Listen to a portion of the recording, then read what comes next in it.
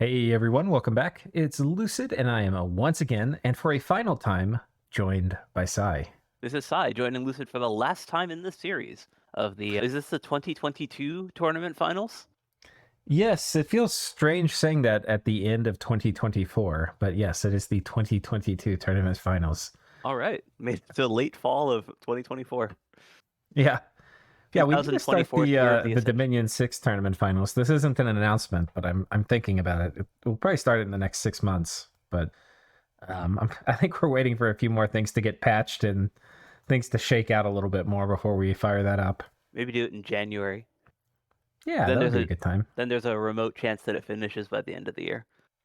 That's true. That's my best way to like potentially avoid this situation where we're having like a 2 year lag between when the thing's gone up and the technical year enumeration for the tournament. You could So also do the 2025 tournament qualifiers at January of that 2025. would yeah, Yeah. yeah, that would be fun. Okay, so what we're going to do in this episode, for those of you who missed it, go back and watch the last one. Gath won via pretty extraordinary throne rush, very well executed. The only person to stop a throne was Gath themselves by screwing up their Doom Horror attack. No, And Agartha, oh yeah, I was about to say there were two. yeah, The yeah, least suspected suspects. yes, and Agartha. But Gath still had plenty enough to take that throne. And then probably even if one of those failed, it would have been extremely difficult to stop Gath from winning. They had like two or three extra, I think, or maybe it was more because Yeah, they wound up with like five, I think, yeah. beyond the yeah. So they would have basically been needed literally every throne to be defended.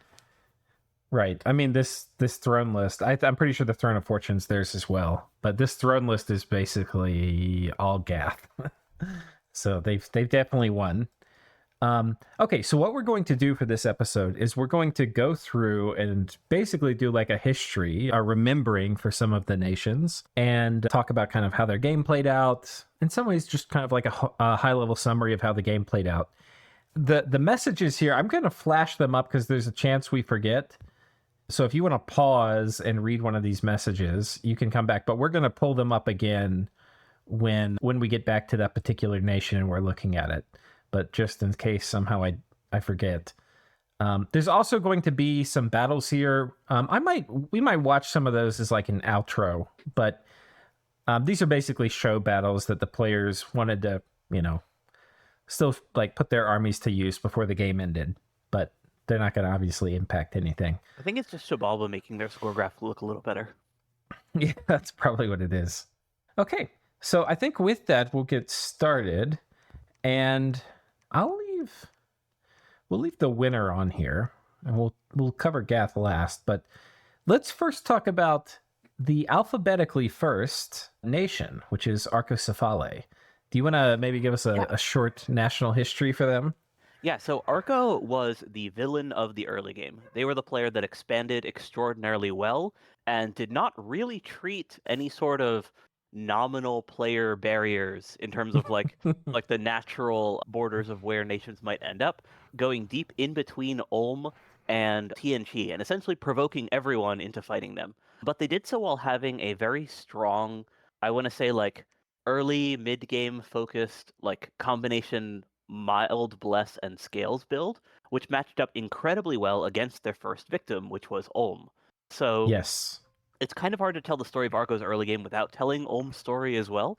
But essentially, Arco's Bless was almost a perfect counter towards the very unusual build that Ulm went for, which meant that the very aggressive expansion of Arcocephaly, rather than being punished, initially was actually rewarded by a very favorable early war that seemed to have them set up to snowball. The downside of their aggressive, momentum focused play was that they never really got a chance to settle and research up. So they were constantly fighting from a bit of a magic disadvantage compared to the power that you usually expect Arcocephaly to have. So Arco is one of the best nations in LA at research rushing, just because all of the mages that you want to get for your combat stuff are also your lab rats, which means that you can get this very explosive research boom, and then you also have cheaper infrastructure, which makes that even easier. Um, Yeah. They're and also excellent researchers on top of that. Yeah, so Arco was able to do that to an extent, in that he was able to get like basically enough research to hit some valuable goals in order to fight his wars. So he basically was setting himself up in this like very good, very aggressive posture, but because he was always at war, he really never had the chance to like settle. And the fact that he was constantly fighting multiple players meant that he just eventually got overwhelmed by the more diplomatically focused players who were capable of actually teaming up and putting him down. So that's the story of Yeah, our early I'm game not villain. sure. Would you say let's do the D&D character alignment scale for these guys too? Where are you putting Arco?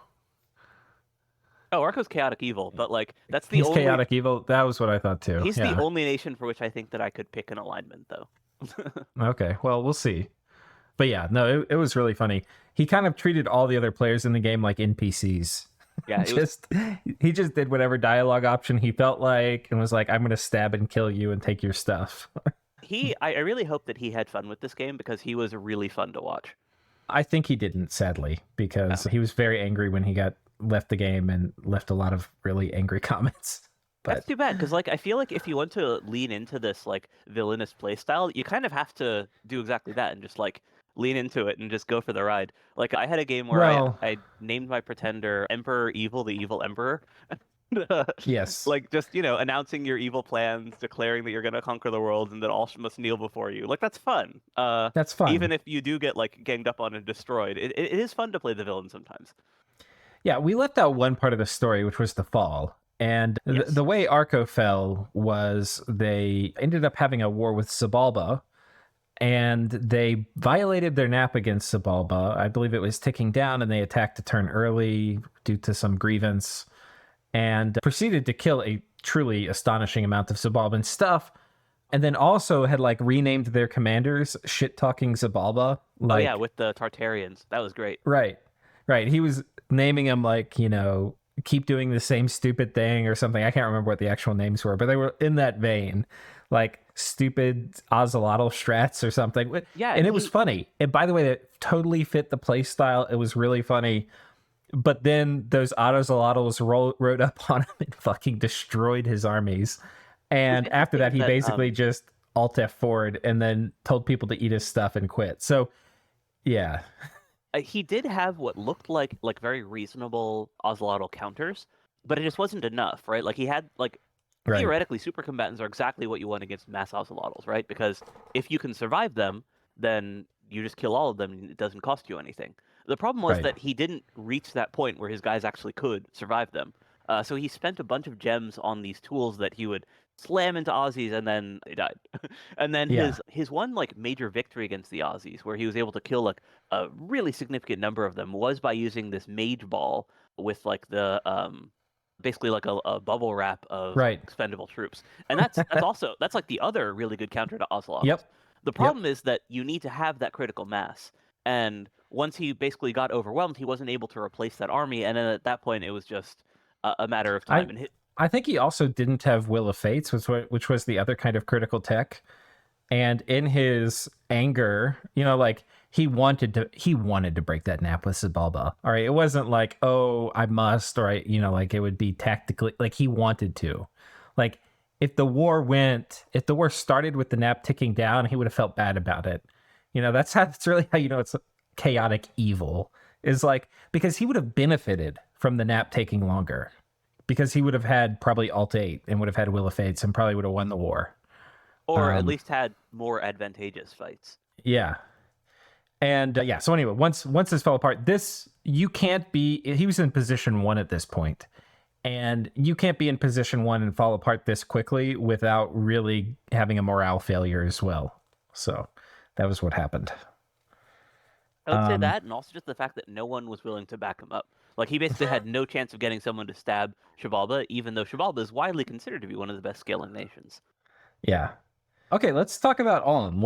I guess we've talked about part of the story, but we'll go back to Pythium, but we got the Ulm graph up here. Yeah, so Ulm ran. We have to mention the Blessed. Do you remember what it was? It was Fire Shield Regen. Was there something? Skin.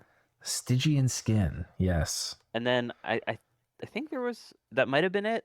But yeah, so it was a very interesting Knight expansion Bless, but it messed up in a couple of ways. So first of all, if you're running this sort of all-in, extremely heavy commander-focused Bless, you need to be able to expand explosively. And he basically just kind of messed up. Like, it seemed like he didn't Yeah. properly test the limits of the expansion, and he just kind of like took attrition where he shouldn't have, and failed to take provinces where he did have sufficient concentration of force, where he could have taken the province the first time if he'd like doubled up.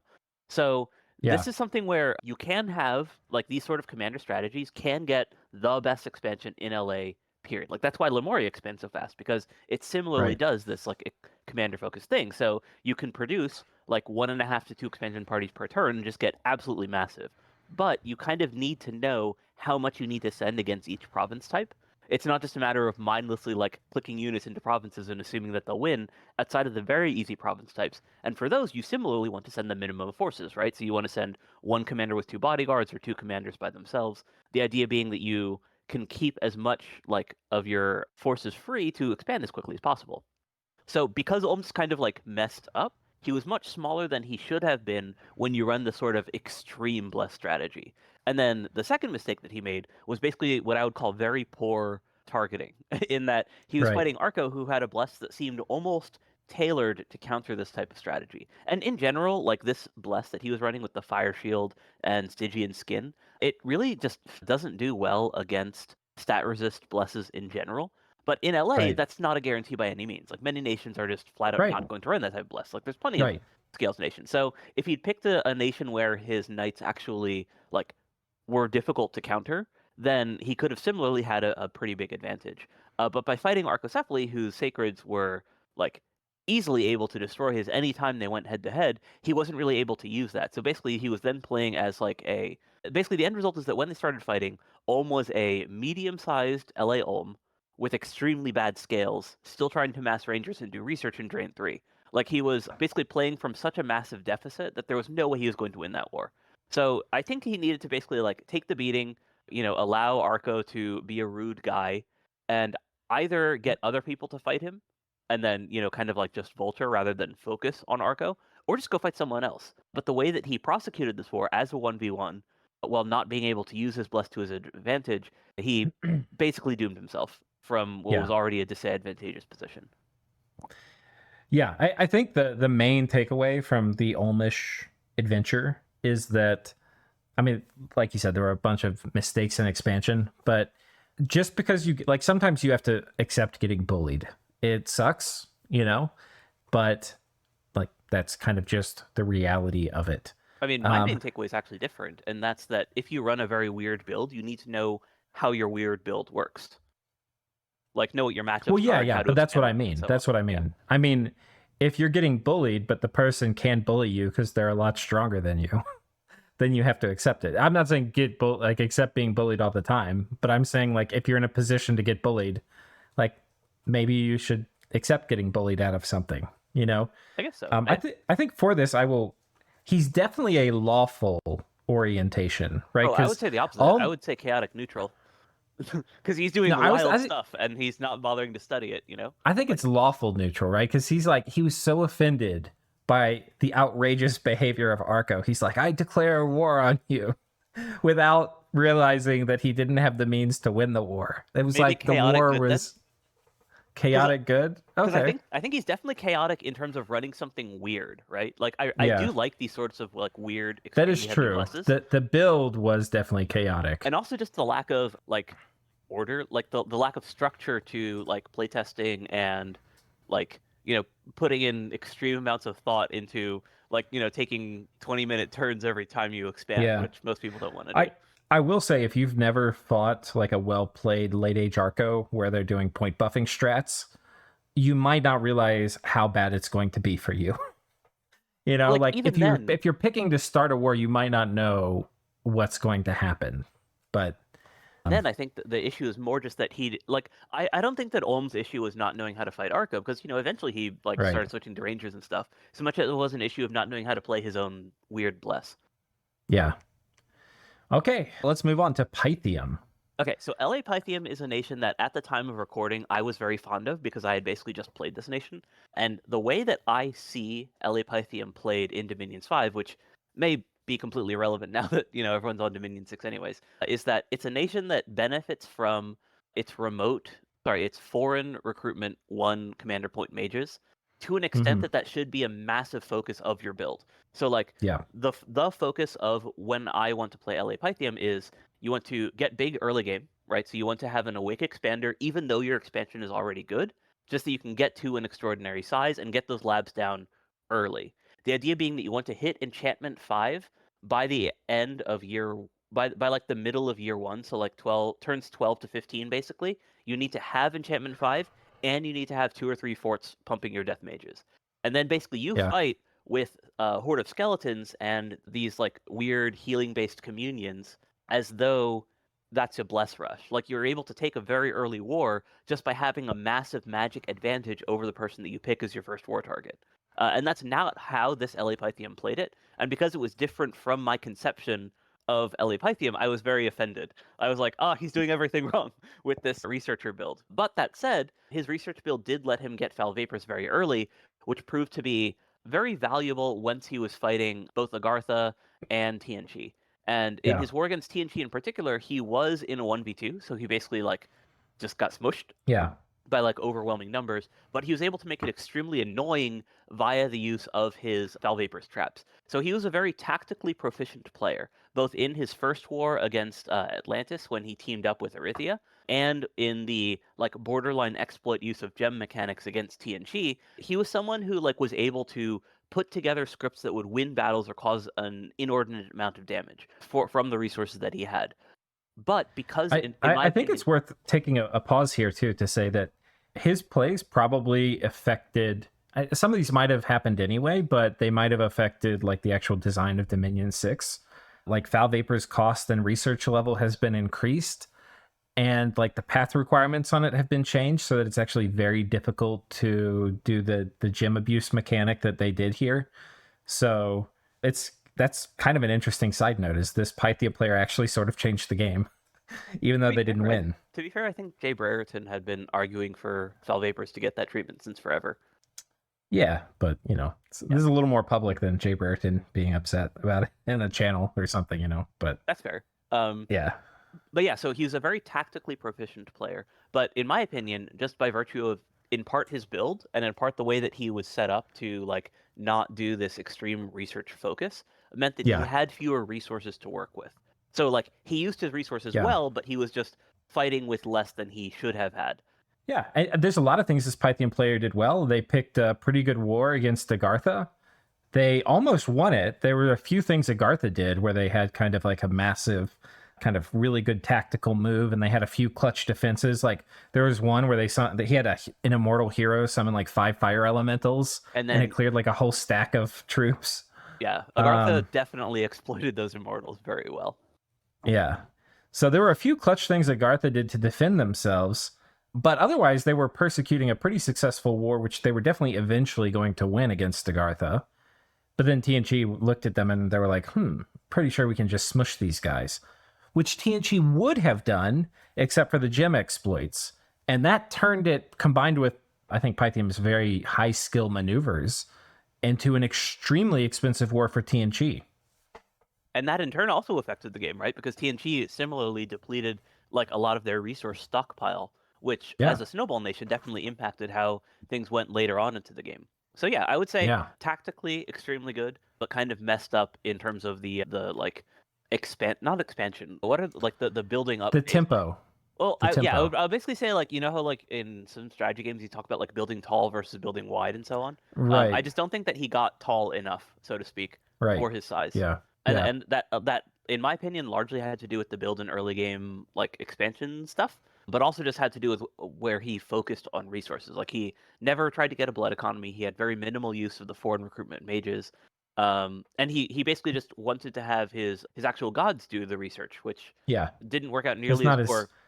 Yeah, and that also is kind of anti-synergistic with the way the whole nation's supposed to work with foreign recruit labs. So right, with the foreign recruit labs, and also just like the fact that you need to spam your mages in order to get the most out of them. So yeah, that was my summary of the Pythium. And Pythium as a nation, in my opinion, was criminally underrated in Dom 5. I don't know how it matches up in Dom 6, but I think that like in Dom, like even in dude, like, they got big changes in Dom 6. They're way better than they were in 5. So I think they're probably good to play. They got the Hydras are actually way better. The Hydras now do a stat reduction on everybody in their poison. So pretty cool. Yeah. But yeah, so Um, in my opinion, in Dom 5, Pythium was an underrated nation because it's such a tempo-focused nation. It's a nation that you need to yeah. snowball, but it snowballs kind of unusually compared to just smush enemies get bigger. Well, and it's kind of weird too because the foreign recruit mages you get kind of suck. They're Right. good early, but they don't scale super well. So you really do have a window where you have to get a lot done. And I Yes. don't think if you don't have an extremely well thought through plan about how you're going to do that and then really put it into action, you can just miss your window. And then it's not like you have to win the game in that window, but you have to get yourself ahead. Agreed. So Yeah. Pythium is a nation where you need to find that time window and then grab all of your mages and, or not all, but like a very significant portion of your mage core and set up your communions and then go like march in and like kill 1 to 2 other players in your like right. strong point. And if you can't do that, then you're in a very bad spot. Yeah, they have basically a couple timings. They have a timing when they're doing point buffing for their first war, and then they have a timing where they're like the first one by a small mile to get the 7s and 8s. Right. Well, I And would say not point buffing, but a horde of skeleton communions. That's what I used oh to yeah, use. that too. Okay, let's keep moving. So next up, we have a really interesting one. We have Marignon. Yeah, so Mictlan is a nation that kind of basically got sandwiched really badly in their alliance. So they basically fought. We A, need to start with the yeah. original sin, and Oh, that was when they asked for the coastal start. oh yes, yes. Okay, so Marignon asked for a coastal start, which was like an option for them, and they had no means of actually exploiting that outside of the sailing. But they basically didn't have a way to get underwater in any like significant quantity, which meant basically that they had nerfed their own expansion to an absolutely massive degree, and they were able to make it up quite well with some very clever use of their hero. But their Yeah, expansion was expensive, and then they also used a very interesting like mage spam thing with the phantasmal warriors, which is that also was very really cool. cool. Yeah, it was Yeah, really cool to see. It was very unusual, but it made their expansion just like more expensive than it needed to be. And it also meant that, just by virtue of basically denying themselves 3 provinces early game, they were smaller than they should have been. And perhaps more telling, they were sandwiched between Pan and Gath, who maintained an incredibly strong early game alliance, and they basically became the second victim of the allies. While right. just by virtue of being smaller than they should have been, they were behind on research. They had fewer mages because they actually lost a couple during expansion. They had, fewer troops, so they were basically just behind where they could have been in large part because of that weird choice of putting the water there. But then, they put up a pretty sterling defense, I would say, using like a combination of elemental mages and basically just like crossbow spam to inflict as much damage as they could in like a couple key battles. But Gath actually succeeded in outmaneuvering them a couple of times. And Yeah, through Gath's use of SCs, they were actually able to beat down Marignon's armies very effectively. And Pangaea, meanwhile, was basically just like denying Marignon resources. So they took territory. They didn't actually ever take a decisive battle, but they didn't need to because just by virtue of denying Marignon resources, they kind of put the pressure on such that Marignon was forced to take critical battles when they were no longer in a position to do so. And then, of course, they had no fallback points once they did eventually lose their armies to Gath. So yeah. Pan was able to kind of get out a little cheaper, I would say, in that war. But just by virtue of like having all of their territory covered so quickly, Marignon was kind of quickly smothered without much to say about it. Yeah, it really just this went about as badly for Marignon as it could have in the sense that he had two of his neighbors team up and have like an easy first war for which they both massed troops and got like critical early game research. And then they had these big armies and they can't even fight each other, right? They're basically diagonal neighbors unless they want to fight over the Mictlan territory. And they're already trusting each other and on good terms. And you're literally the only player they can both attack. So, except maybe Vaettiheim. But yeah, so, and then they get attacked. And Marignon, even when they got attacked, it felt like they had finally just gotten their feet under them from a rocky expansion. And the first thing that happened in the war was Pan started like taking huge gains. And Marignon kind of just decided to defend the coastline. That was kind of what his thing was like. I'll try to defend the coast. With And sailing, yeah. And then the other thing they did was the death. and that's you're going to lose the war that way. Like even if you win some battles, you've already accepted losing the war once you give in to I'm only going to defend the coast. So But the other thing is, I'd mentioned this before, but like I recommend folks that didn't to go back and watch the Marignon War episodes. But Gath just succeeded in outmaneuvering him dramatically. Like he's yeah, able to cut off significant chunks of Marignon's army. So instead of having like one or two big death balls with all the mages, he had like pieces, which had some interesting stuff going on. Like, Marignon was actually able to use the mages that he had very effectively, but he was never able to bring everything together like at the right place at the right time, Yes. and Gath was. So he basically got picked apart while still also having big battles that he just lost due to missing critical elements in each fight.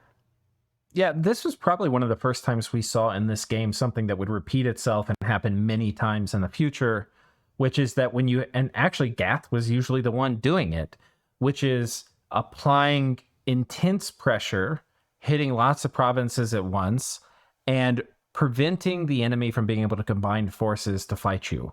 He would keep all these forts locked down. It was impossible to move stuff around from Marignon without fighting. Armies were trapped in forts. All these things were happening all the time in this war with Gath. And it just really kept the initiative, especially with Pangaea running and attacking the flank. It kept the initiative really firmly in the Alliance's corner. Shall we? I suppose we should talk about Mictlan. We've been talking about Gath and Pangaea, and I think that warrants talking about Mictlan, that was Zan and Toldi, right?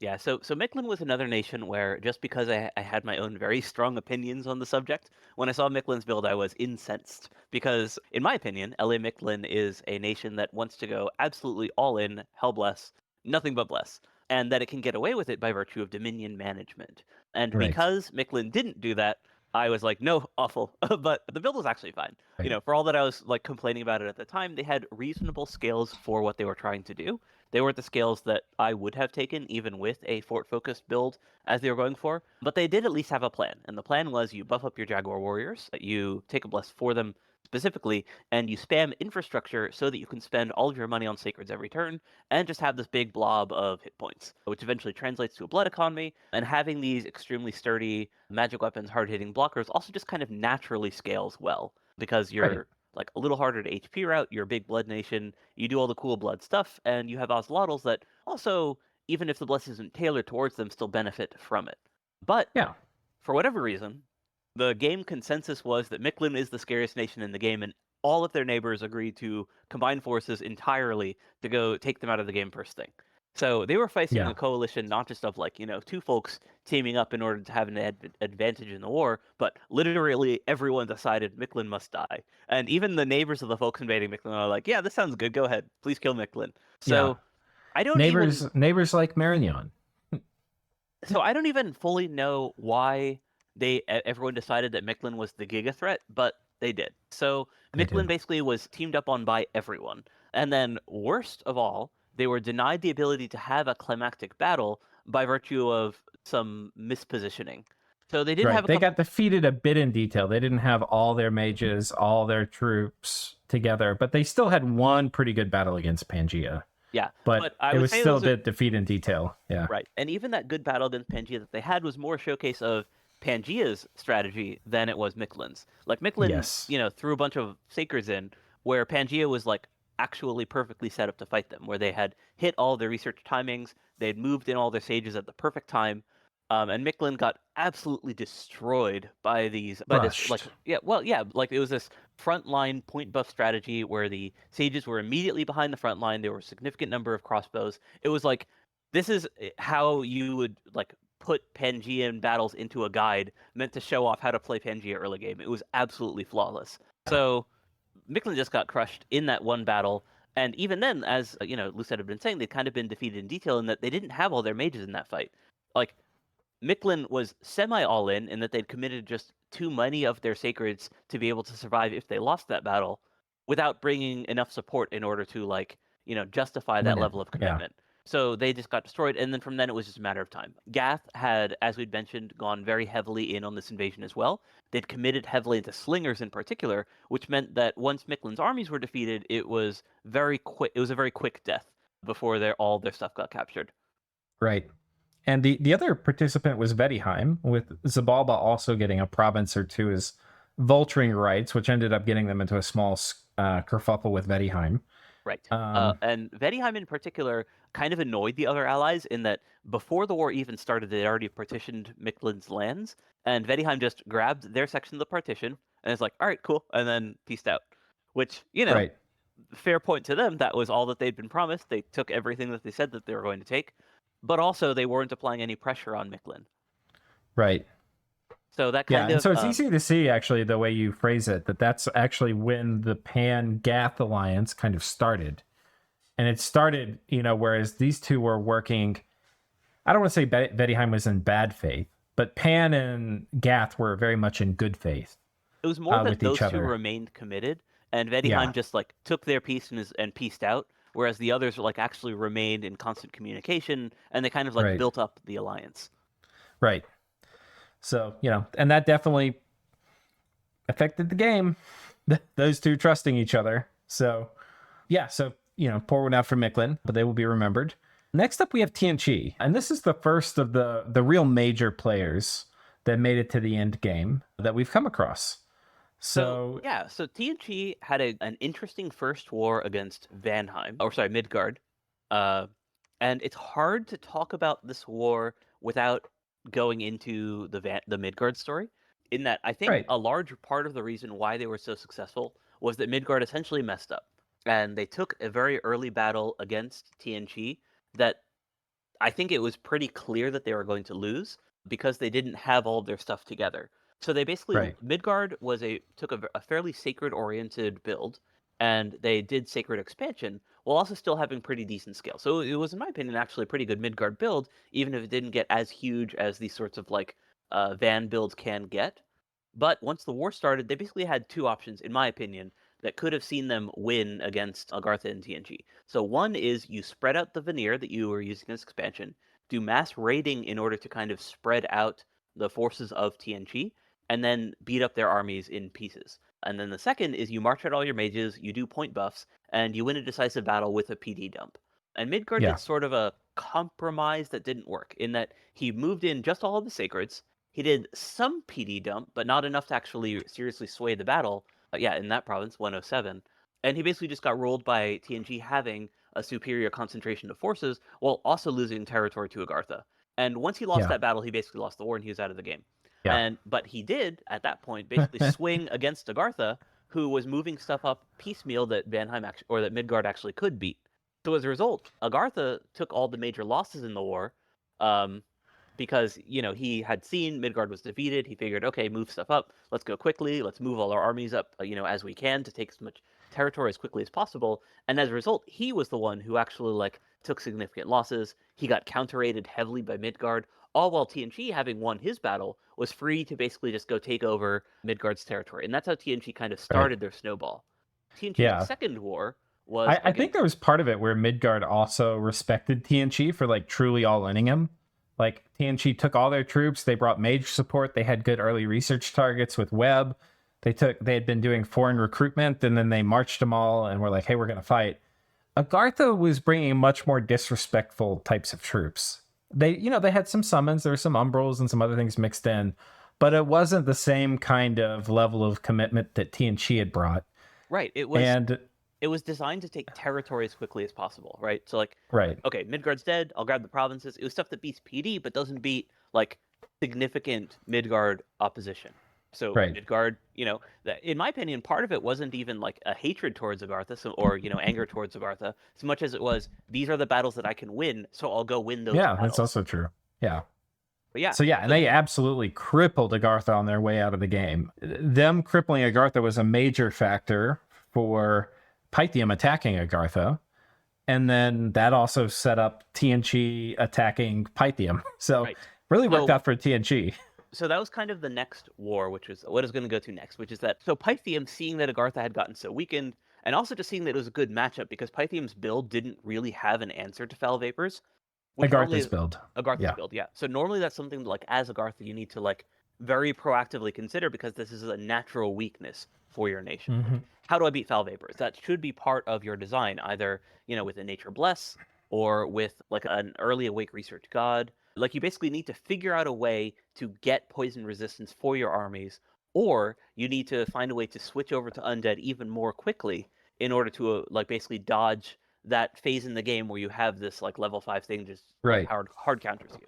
And Pythia, meanwhile, had been all in on exploiting foul vapors. Like that had been a major part of their build. They were focusing on using their big capital mages rather than doing the thing that we kind of talked about this before, where you focus more on the skeleton stuff and communions. So because of that, Agartha was like the perfect victim, and they'd already been weakened. So Tien Chi then went in to, go fight Pythium because it was a natural next target. And it was also, working alongside their already existing ally. So it made total sense for them to go fight Pythium. But Pythium's tactical acumen and, exploit abuse of the foul vapors was able to punish Tien Chi heavily, meaning that they took actual significant attrition when fighting a player who was significantly smaller than them. So eventually they did. Agartha. Oh, go ahead. Oh yeah, so I was gonna say like, eventually, because we're talking about Tien Chi, eventually Tien Chi did win that war, and they were able to get to a decent size, but it had taken them longer than it ought to have. So other nations were able to get to positions of significant power, and because of the resources that they'd lost, both in terms of like sacred count and mage count, and just in terms of like lost gold and gems, they were kind of behind from where a snowball nation should be. And TNT very much in LA is a snowball nation. They have, solid expansion, they have solid mages, but they're kind of missing that what I would say like is a natural scaling power Mm-hmm. of the that the blood nations and astral nations have. So they kind of need to be bigger than their peers in the late game, and TNT never got to that point. Well, I think we can say they started getting to that point. They They were took never the Pythium. biggest. They took Pythium, and right as Pythium was starting to fall to pieces, that was also when Arco fell to pieces. And as Arco started falling apart and it was basically becoming a free-for-all for land, Tien Chi got very hungry. And so they started coming over here, taking a lot of the Arco stuff, going pretty close into Arco's capital. I think they might have even had this fort. I know they certainly had this one and this one, but they took a ton of stuff over here near Arco. And I think it's actually worth looking at the score graphs here to see if indeed they were first, because I think they were by a margin. Yeah. Yeah, they were. This is this region right before the war started, where they actually were biggest by about 15%. But that's kind of like where TNG needs to be at parity with the natural Right. scaling nations. Right. You just have to convince the other nations to let you stay there. And he also had some of his videos coming up on my YouTube channel where, I was showcasing his cool Cold Raga build and other things like that. And I think and these other players were like, shit, this guy's in position 1. We need to go kill him. Yeah, and then the other thing that happened, or sorry, the other thing I should say about TNG that I really liked is that he put together armies in the same way that I would, in that you pick which spells you want to cast, and then you bring the mages to cast those spells. So, like, you design your army, and then you put together the pieces in order to make that happen, rather than just, oh, these are all my mages, these are all my troops, and you just slap everything together, and then what you have. He did the opposite approach where you do the spells first, and then you build to cast those spells, which I really like. That's in my opinion the most effective way to play like the later parts of the mid game. Yeah.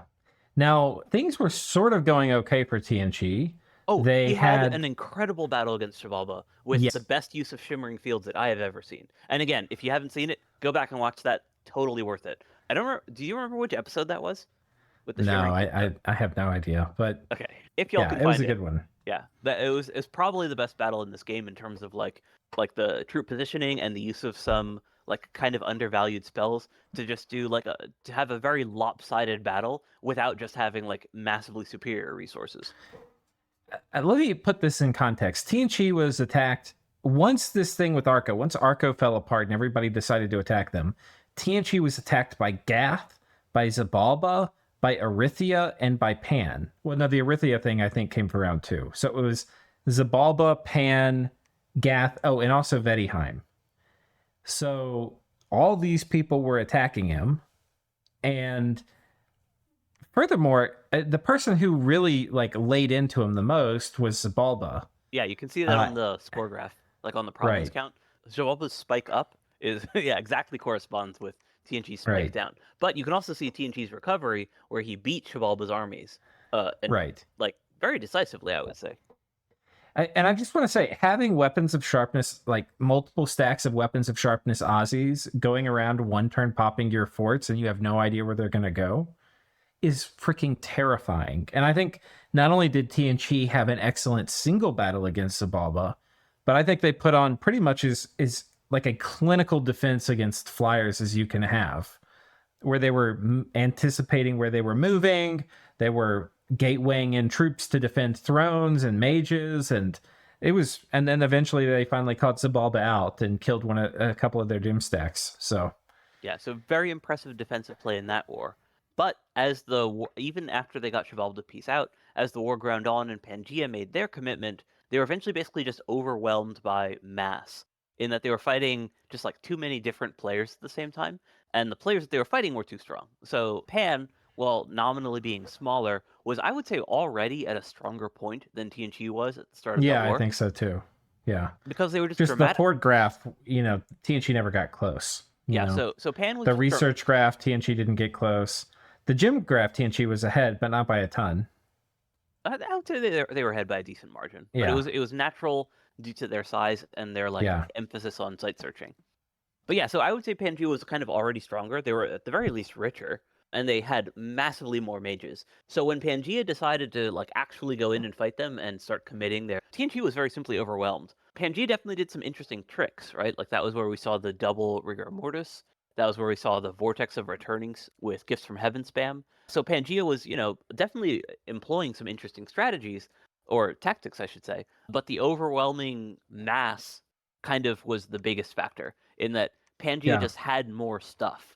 And TNT was Well, not able to devote the entirety of their force to fighting them because they were also fighting other players.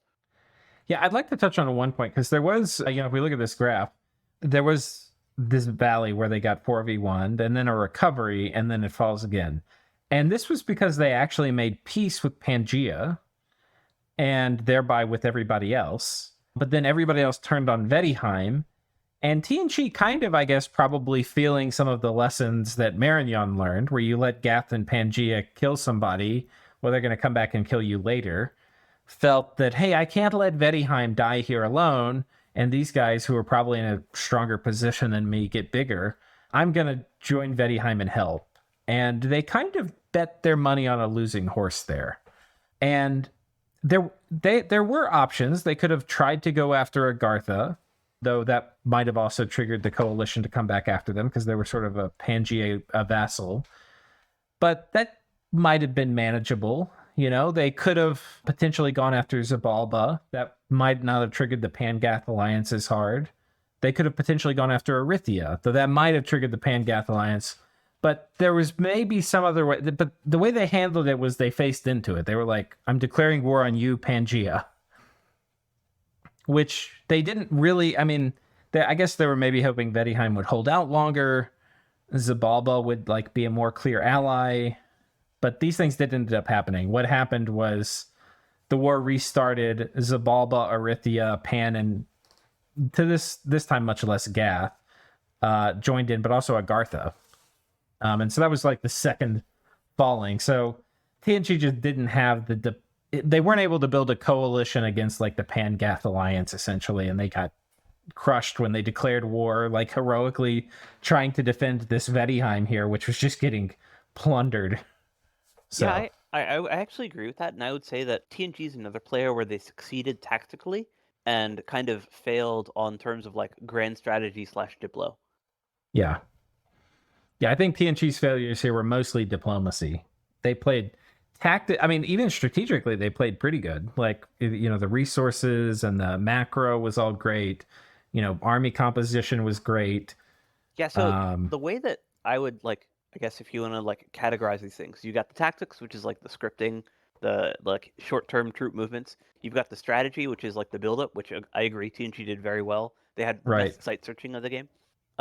Or this is like kind of the point where I think Pythium fell flat. Like I don't even know what the proper word for this is because it's not strategy. Maybe like logistics, the resource management part. But yeah, so TNG did great at that as well. They had the cube farm going, so they had like actually interesting tools to fight.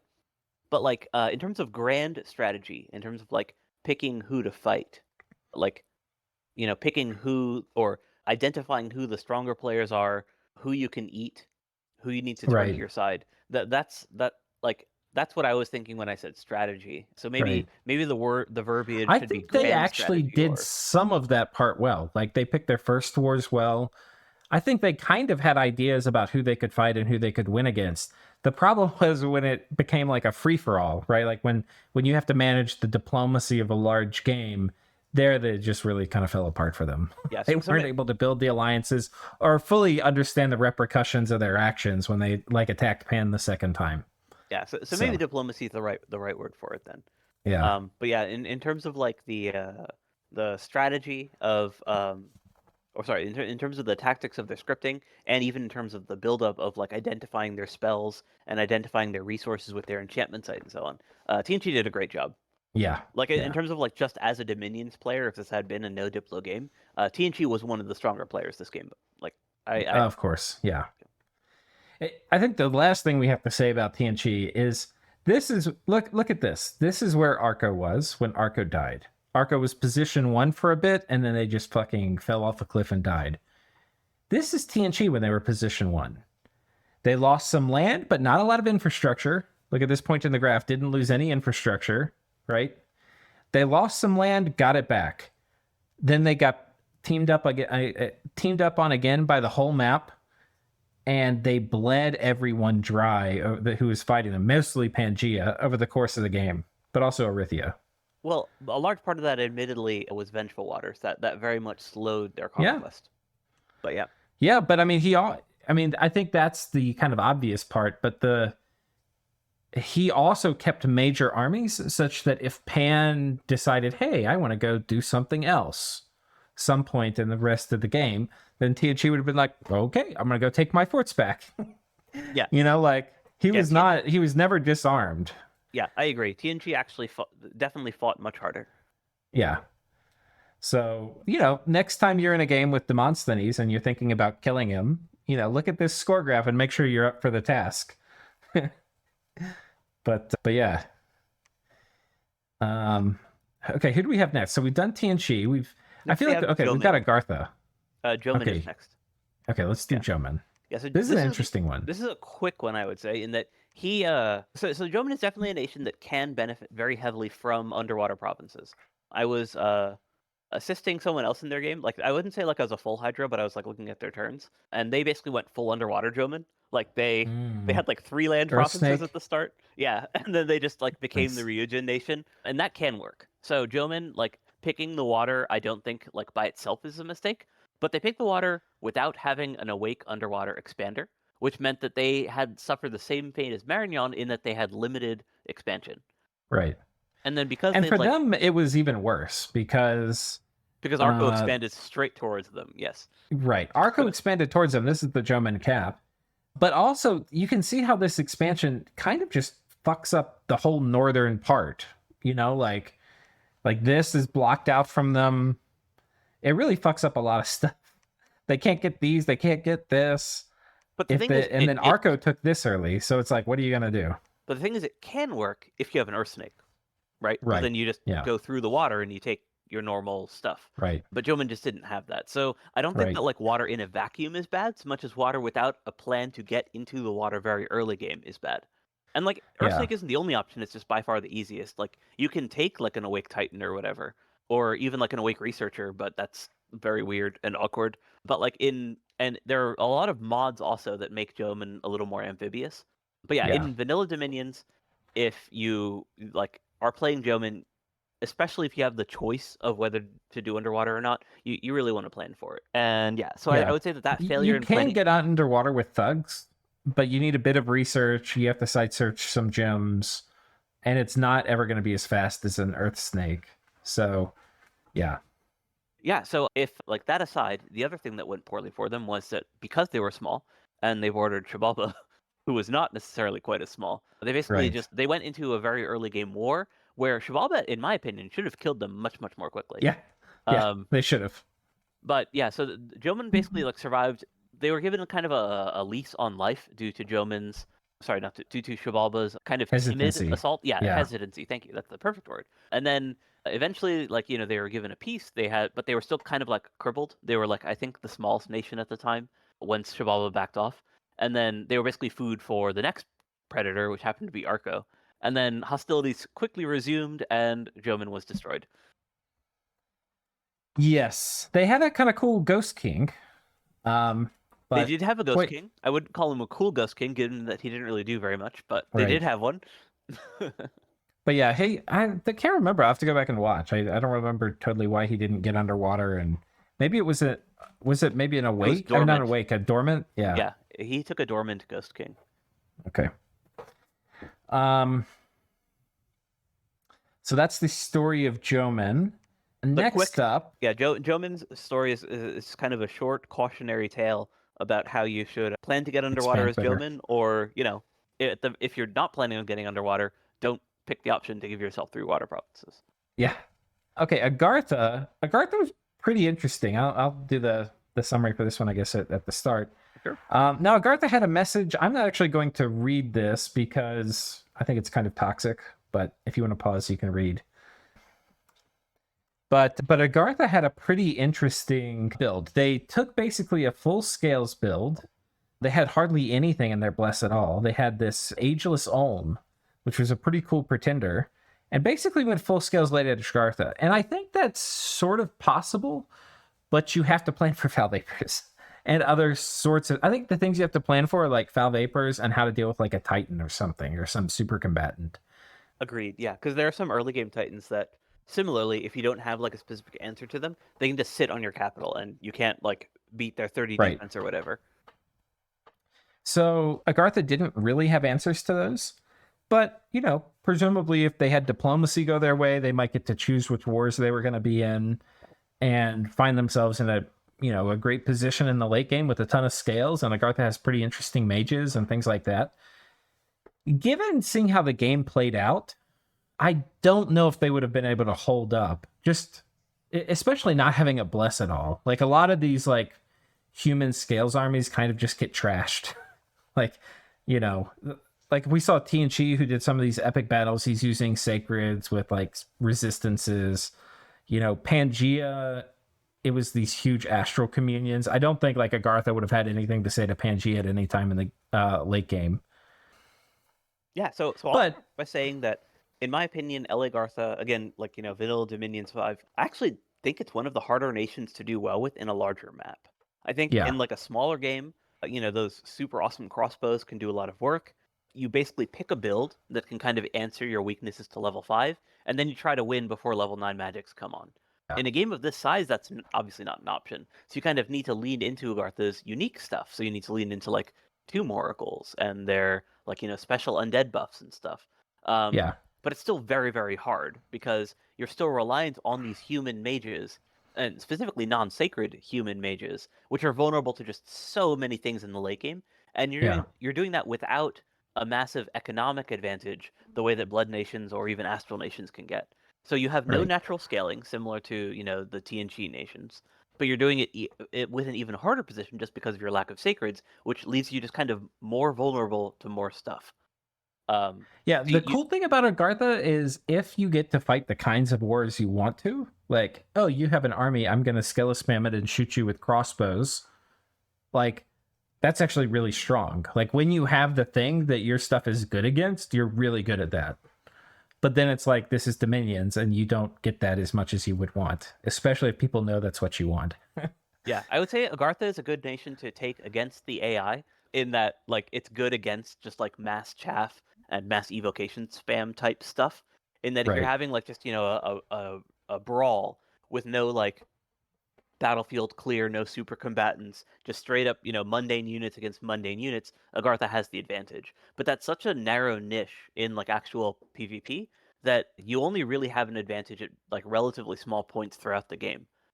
In Yeah. part, again, like I mentioned before, that you have no natural scaling the way the Blood Nations do. So you need to snowball, which means you need to be bigger, and you're doing that while also having these mid-game vulnerabilities where other nations can kind of just crush you if you don't like Right. specifically plan against that. So I think it's a nation that's just like very hard to play, just like at a Yeah. baseline, especially in a game that So size.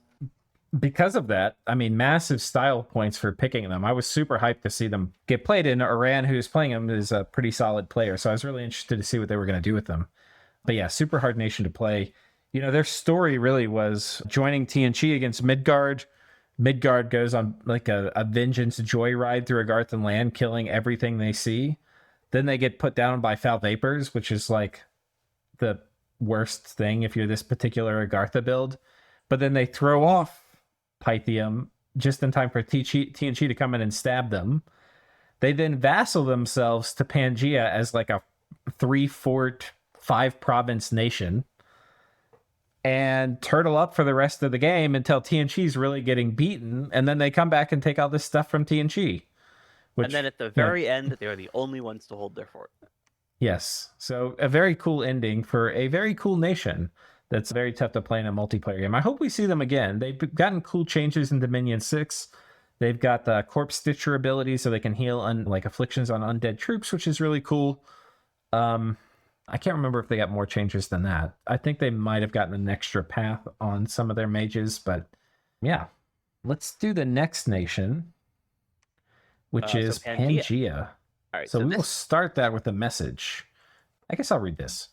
Wait, the game is over? I was just about to send you a witty, very, very intelligent summary of our strategy for the next 30 turns. Well, too bad, but since we won, no need to demonstrate our cleverness. Oh wait, we didn't win? Who cares? Congratulations to Maven, Hezekiah, and Bernard Kazuk, I don't know how to say the last name, for their well-deserved victory, and to all the players, and for you two, for a spectacular display of peak dominions. As for us, I guess this is the end of Dominions 5, and the beginning of a new world, where Defiler of Dreams are nerfed. Smiley face. Some closing thoughts.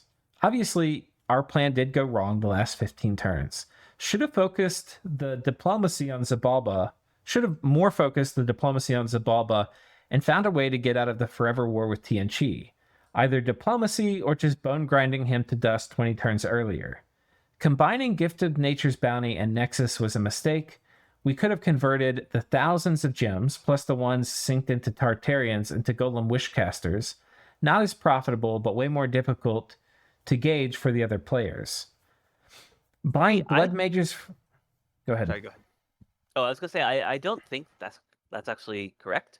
I think that would basically have slowed his power even further, and that his loss at the end wasn't diplomatic so much as Gath had gotten strong enough to go win the game. And if Pangaea had, instead of having these globals up, had been investing into the even slower return of trying to do wish farming, he would have been even further behind. Yeah, I think this is a totally wrong take of his, so I agree with you. Like, I kind of see where he's coming from, but it's a diplomatic thing, right? Where he's thinking, like, oh, I think if I'd hidden my power level even more, then everyone would have teamed up against Gath, but like, he was the next strongest player. Yeah, he was the next strongest player. He was the one who needed to be able to beat Gath's armies, and he never was able to do that. Yeah. Buying Blood Mages from Xibalba earlier would have helped a lot. Starting earlier to farm Defilers of Dreams and storing them on Thrones too, obviously, would have helped. Yeah, so I think when we look at this Pangaea player, they were allied with Gath pretty much throughout the game until the very end. And in fact, they never really fought Gath. They just had some thrones taken off them from Gath at the end. Like, they declared war on Gath, but then never attacked them. They basically had been in XV1s the entire game. They started with an XV1 against Mictlan, which they just had amazingly... I mean, they did heavy lifting in that 3v1. They killed the majority of the Mictlan host, so they could have won a 1v1 probably. But they then switched, took a bunch of land off Marignon, and then I believe after that, they might have gotten a little bit of the Agarthan spoils, maybe not. And then after that, it was Tien Chi, I believe? That was Tien Chi, yeah. Then it was Vaettiheim, which they got just a few token provinces. Then it was Tien Chi again. And then after and then I think that was it for them until the quote-unquote war with Xibalba and the quote-unquote war with Gath. Right. So I would describe Pangaea's play this game as being kind of on the opposite end of Tien Chi, in that his diplomacy up until almost the very end of the game was on point. He was always in the XV1. He always had very firm alliances, and his allies seemed to genuinely like him. Like, no one was accusing... His enemies even liked him. Everybody liked him. Yeah, and no one even accused Pangaea of, not putting in the work. Right. And in his war against Tien Chi, he actually managed to show off some interesting tactics as well, right? Like, he was able to actually crush a couple of Tien Chi's armies himself. So he was definitely, not slacking off in his alliances either, while also still, kind of always getting out more than he put in, which meant that he was always able to kind of, reinvest into infrastructure. So Pan was the guy who was always ahead on forts.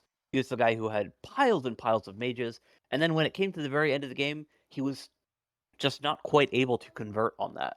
And it's interesting that like even in his messages, he's talking about like things that would have helped him out more diplomatically or helped him out more with Right. scaling, and not stuff that would have been like, well, maybe I should have slammed armies into Gath sooner, right? Or like, Yeah. figured out ways to win the Yeah. battle. So, It's kind of interesting because it's like the thing he's good at, the thing he understands. He's like, I could be even better at that. yeah. When it's So like he's got these glasses on that let him see the world so well in terms of diplomacy. He's like, I could have done that better. But it's like he doesn't have the glasses that lets him see the thing he fucked up on that's huge. yeah, so he's someone who I would say is like perfect 10 out of 10 Diplo, and then like maybe 8 out of 10 grand strategy in terms of like, letting Gath get a little too bit, like still very, very good, right? Like 8 or even Yeah. 9, like very solid grand strategy as well in terms of like picking wars. And then in terms of like his microplay, he was like fine, but like just not aggressive enough, I think. Like as he pointed out himself, he could have crushed Tien Chi sooner. Like, Yeah. bitten the losses, fight into Vengeful Waters, make it happen. Along the same lines, he never even like really sent armies into Gath. But I can't really I think he's also lawful good. I'm thinking we skipped on some of the D&D alignment, but yeah, I don't think alignment necessarily like yeah. lands perfectly, but yeah, he Okay. I mean, seems he's like a got wholesome perfect guy. scales. So, Yeah. you know, Okay. Yeah, if he had been Pentocrator, his people would have been very happy. that's right.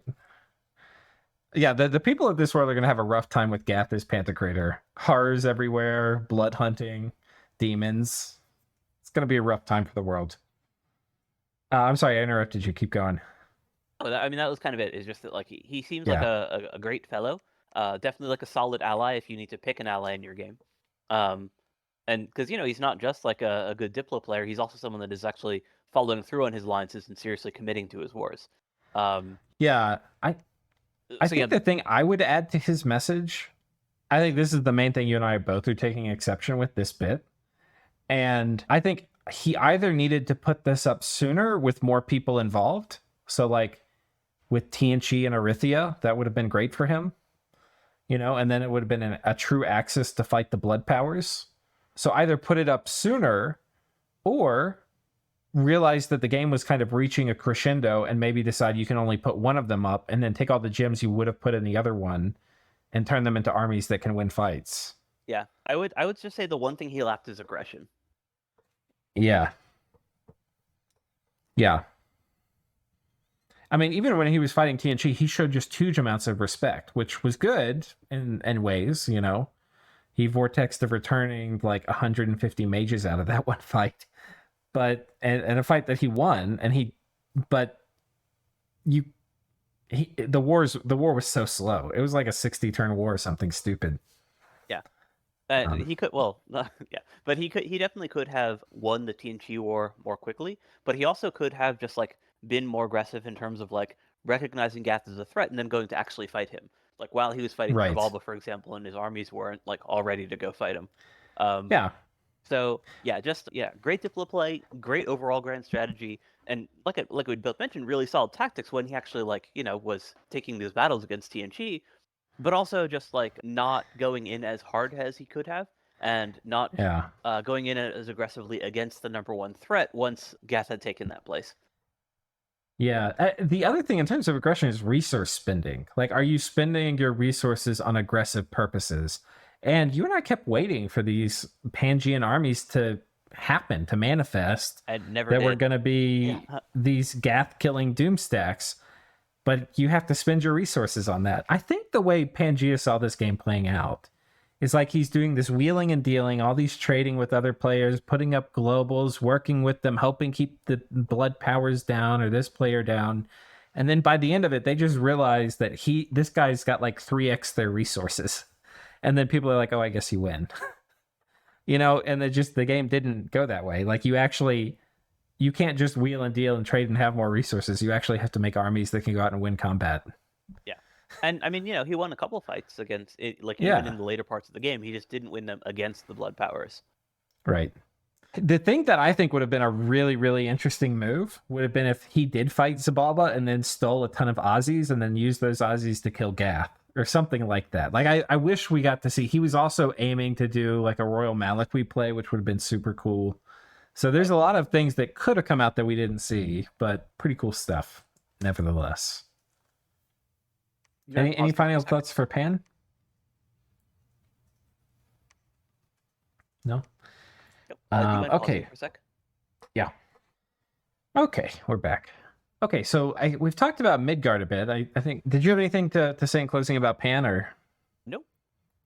Okay. But yeah, Midgard we've Yeah. kind of gone over with regards to when discussing Tien Chi and that like early Yeah. war.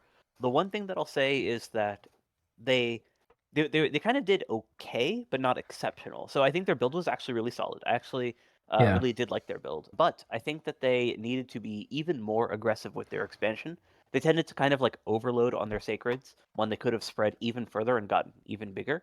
And then along the same lines, they wound up in that 1v2 war where they kind of had the opportunity to either like stall out the war or like go all in order to like fight off one of the two players. And when they did go all in, it was just with insufficient resources. So very short story on their part, just because they kind of like lost the first war and then died. But they were able to do a lot of damage to Agartha on their way out. Yeah. Yeah. Absolutely. I think we've told this story, but yeah, it was a good one. Next up, we have Utgard. The So this was tragic a story. kind of sad story. Yes. I think we can call this failure to thrive, or Yeah, maybe so failure to launch. they took a very weak build in that if you want to go for a scales heavy Utgard build, full scales Utgard build, totally fine. Half scales Utgard build with an awake expander, like the Ormer is good for this, and then Noblesse, also fine. Like Utgard does not need its sacreds to thrive. It is a very solid nation with just the javelin into the spearman expansion, and then use their excellent mages to go become the communion powerhouse of the mid game. And then, of Right. course, Blood and Giant late game, very solid nation at that. Or, if you want to play them as a big bless nation, you can do that too. You can go all in on a massive hell bless, where the real strength of the nation is not like the individual power of their sacreds, so much as they have sacreds that let you spend all of your gold every turn on sacreds in the early game. So that Yeah. you can like take, 9 Dominion, build more temples, and just get absolutely massive like gold investment into these giants that you then bless to heck and back and get huge via the giants just being monsters and extremely hard to handle depending on the bless that you put on them because they're so good at chopping up high armor targets and can be extremely resilient. Utgard did Yeah. neither of those things. Utgard took a bless that was just regen, which again you can do if you want to take this as like a dormant or imprisoned thing and go even harder onto your turbo comms. Although in my opinion it's not very good to do that. But no, he took it as an awake, so his scales weren't very good either. So he needed his expansion to be good, and he just didn't expand very well. So he was always small, Right. and he basically, He excuse me, had horribly bad expansion. he basically lived on the goodwill of his neighbors choosing to not eat him. Because not only did he expand poorly, he took massive losses in his expansion. So his Right. his troop count was never good, and his infrastructure was drastically behind, which meant he was not only small, he was also behind on research, and he never had a sufficient military mass to basically ever put up any real threat to his neighbors. And then eventually Vaettiheim just like chose to eat him and then ate him. And there wasn't much Yeah. really to say about that. Yeah. There were a few more things that happened that I think we should mention as part Oh, of he the did. Utgard story.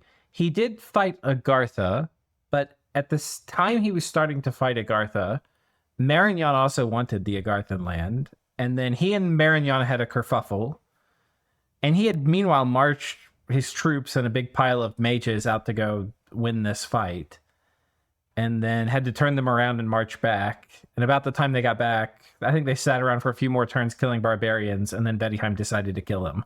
So, yeah, that was the rest of the saga. Oh yeah, that was the other thing is that there was a point where I feel like he could have beaten Agartha, but he didn't. So, Yeah, and that was basically just because Agartha had taken such grievous losses off of Midgard that the kind of like very small but still having a decent number of their excellent mages, Utgard, could have just balled everything together, gone all in on Agartha, and had like not like an assurance of victory, but like decent odds of success, and that could have kind of rescued them again if they had still been left alone during that time. But that yeah. didn't happen. So. Okay, time to talk about Gath. So, do you want to take a shot at these messages? Sure. Lucid asked us to be brief, so I'll be. Thanks a lot for the series on YouTube. It's super enjoyable to watch and learn from great players, commentators, and participants. The reasons, in my opinion, why Gath won: Maven. He is an incredibly strong player, and I have seen quite a lot of him. He possesses unmatched skills in saving and managing resources and planning ahead. He is also very good at scripting, game knowledge, and Diplo. Having a player like that in charge, the only way Gath could lose is the horrible Diplo situation. I want to also add that Maven's just a genuinely nice dude. And I think that's like Yeah, why he's good at diplomacy is like it's really easy to be good at Diplo if you're just kind of likable and like being like a wholesome person really helps with that. Um, sure. Yeah. yeah, so alliance with Pan. WarPC and Maven hates to call it an alliance because it was informal, but in fact it was an alliance because the two most friendly and talkative persons in the lobby have no way to have negative relationships with each other, and they will unavoidably reign over this game's course. Yeah, so agreed, solid Diplo, and I think he's probably right that like the two probably just like hit it off and chatted with each other because they're both, friendly, talkative folks. Yeah, and it never really makes there's a lot of things. I think one of the dominant strategies in this game, and a game that doesn't have many dominant strategies, is teaming up with somebody and trying to just force yourself as position 1 and 2 to be really far ahead of everyone else. And I think that's strong as like a preconceived notion, like, hey, I'm trying to do this, but it's also self-reinforcing and it can happen naturally. Like once Pan and Gath were strong, like everybody in the lobby wants them to fight each other, but they don't want to fight each other, even if they didn't really trust each other, like, because it would be a grindy, hard war. So, but yeah. Yeah. So solid alliance from solid players. 3. Rivals were neglecting artifacts. Most teams were crafting 2 to 4 artifacts. They wanted to stop doing it and allowed Gath to usurp a lot of powerful tools, which boosted the performance of our nation to the incredible heights. I was really disappointed about people underestimating Construction 8. I don't know if that was that significant because he wasn't even the one in charge of like the highest value artifacts, and Wish was always a thing. But This was, I think he's thinking about the Defiler of Dream Farming. That was a big deal for them. And they well, were able to do it. The only way they could do it with that kind of efficiency was with like Sword of Algomer that's true. and They they saved also had the Ankh and things like that. So, they saved a bunch of gems via getting their artifacts, but I don't think that it was right. as much of a factor as the just like overwhelming army superiority that they had late game. I would say that just like having Yeah. the best Doom stacks mattered a lot more than having artifacts. Yeah. Yeah. That's fair. And then, yeah, thanks to everyone for this game. To Bernard Kosk, aka the Golem Crater. P.S. Ravenloft, I really hope you see this finals, how powerful your stratagem could be. You are, in fact, a genius. I think this is the guy that came up with the Defiler of Dream Taming. Aha. So, Yeah. yeah. All right, Ezekiel Okay. here. Thematic end for Dom 5, drowning the world in horrors. A well-deserved victory. It wasn't particularly close in the end, and resistance on the final thrones was less than anticipated. Maven is a fantastic player, meticulous and detail-oriented, in a way that is aspirational for me. He plays carefully and methodically and always has a plan. Over time, all that optimization added up to the strongest late-game position I've seen so far. On top of that, he's a master of Diplo, managing to stay on the right side of the alliance structure the entire game, never making permanent enemies, and pulling off deals that I thought were impossible. And Bernard's DoD farming on top, and the result speaks for itself. On a personal note, it was a wonderful being part of Team Gath. I'm sad the journey has come to an end. I can only hope someday we may work together in a future finals. Cute. Yeah, these are things if you're like the leader of a team or something, you want people to say about you. His teammates really did apparently like being on him, and he made them work too. These guys were doing long hours on turns, and they have this to say at the end of it, so that's pretty good. This final message I will dedicate to saying thanks. First of all, to my teammates, who have been absolutely great. I think we managed to split tasks efficiently and work as a coherent team, which is especially noticeable in this deep late game, where with thousands of things to manage, we still ended up requesting no extensions at all. Another thanks to you, our omniscient casters. You've been doing an awesome job capturing all this, and I'm really looking forward to watching the last 30 episodes and your reaction to our DoD farm. Next, thanks to all participating players. I genuinely enjoyed playing this high-level game with you guys. I have not known any of you before, but now I am considering you good buddies. It has been a pleasure to communicate, cooperate, and fight you. A special thanks to Pangaea/Schwarpsy for being a reliable partner that really helped us in our weakest moments. Lastly, thanks to our nation that I barely knew initially and learned to absolutely love. I am very glad that we managed to prove that Gath is not only a nation that is S tier in theory and barely ever wins, but it can be a dominant and barely stoppable force. I have a lot of post-game thoughts regarding the nation and the builds we took that I will be glad to share if there are interview opportunities or simply in chat. See you all again, maybe, one day. Yes. Yeah. Okay.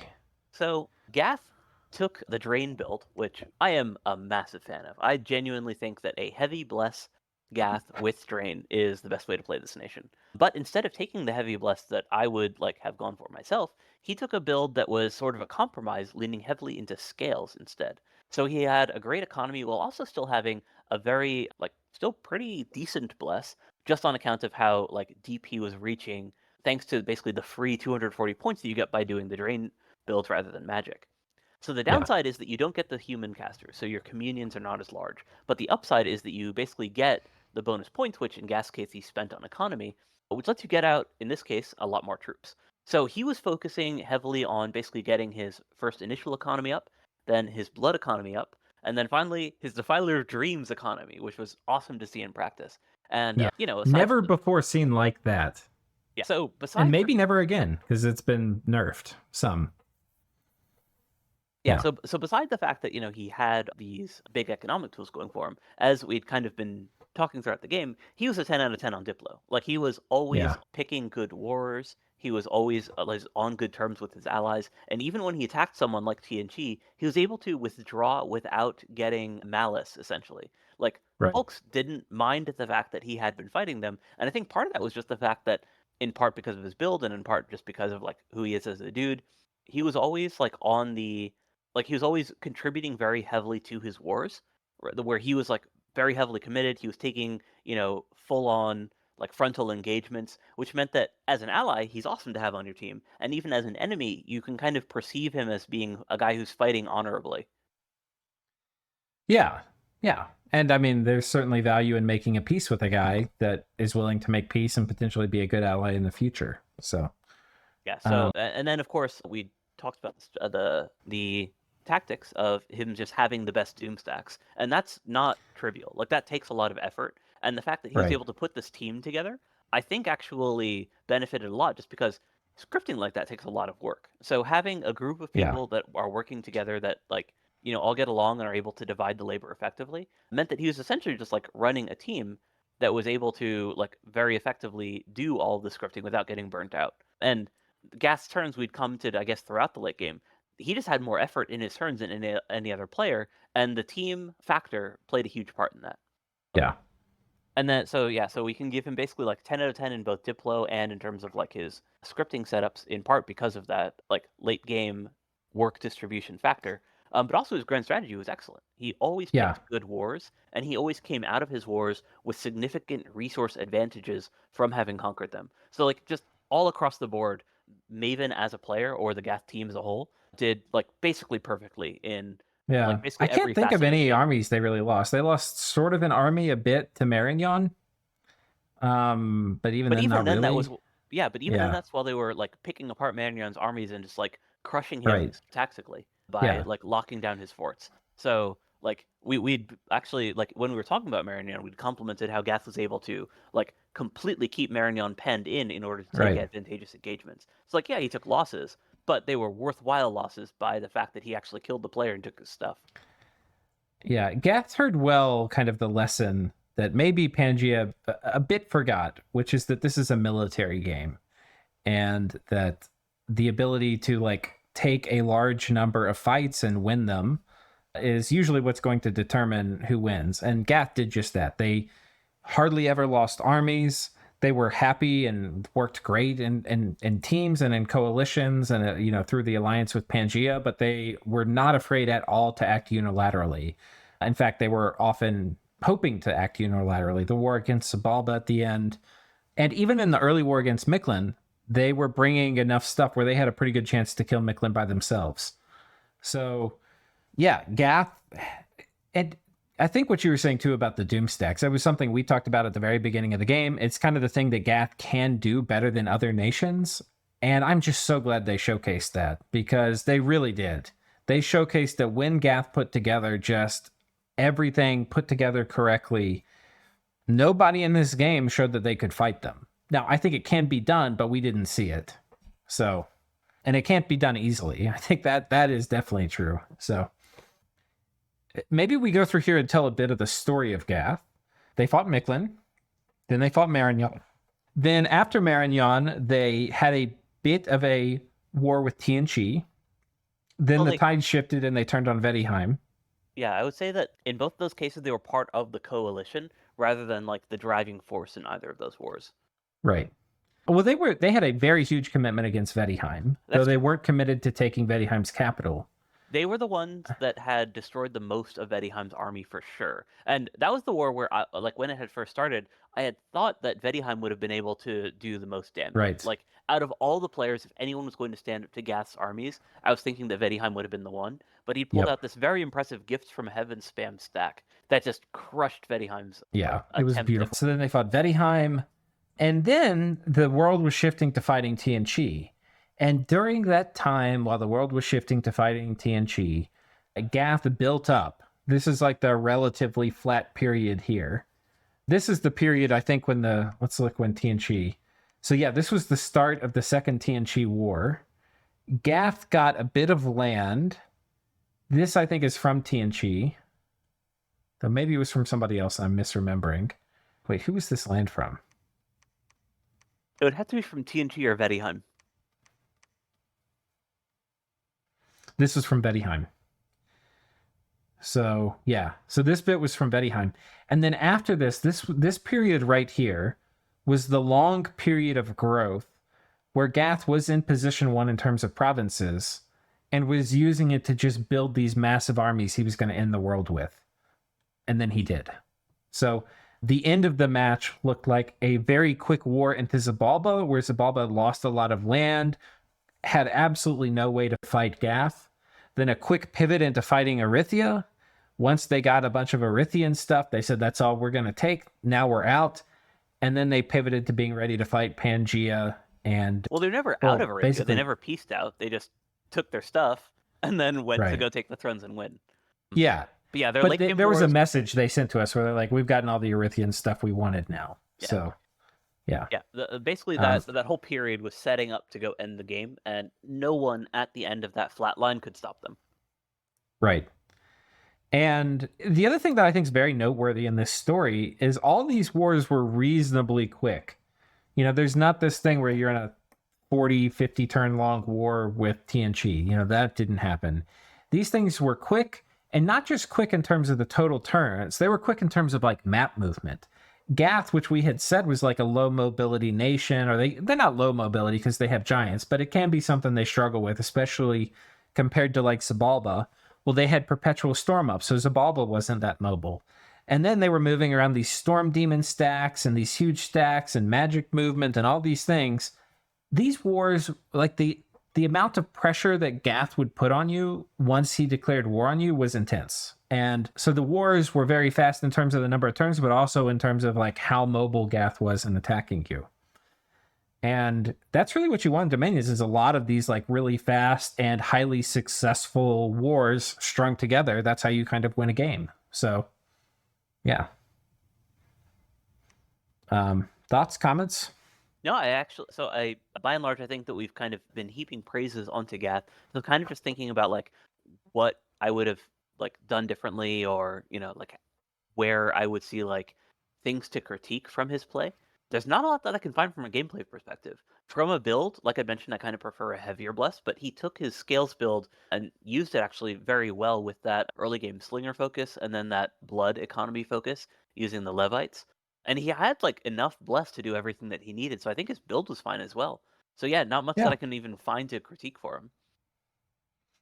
Yeah, and the final thing is, of course, we barely even got to see the Defiler of Dreams, but those things were really just ready to break the whole game.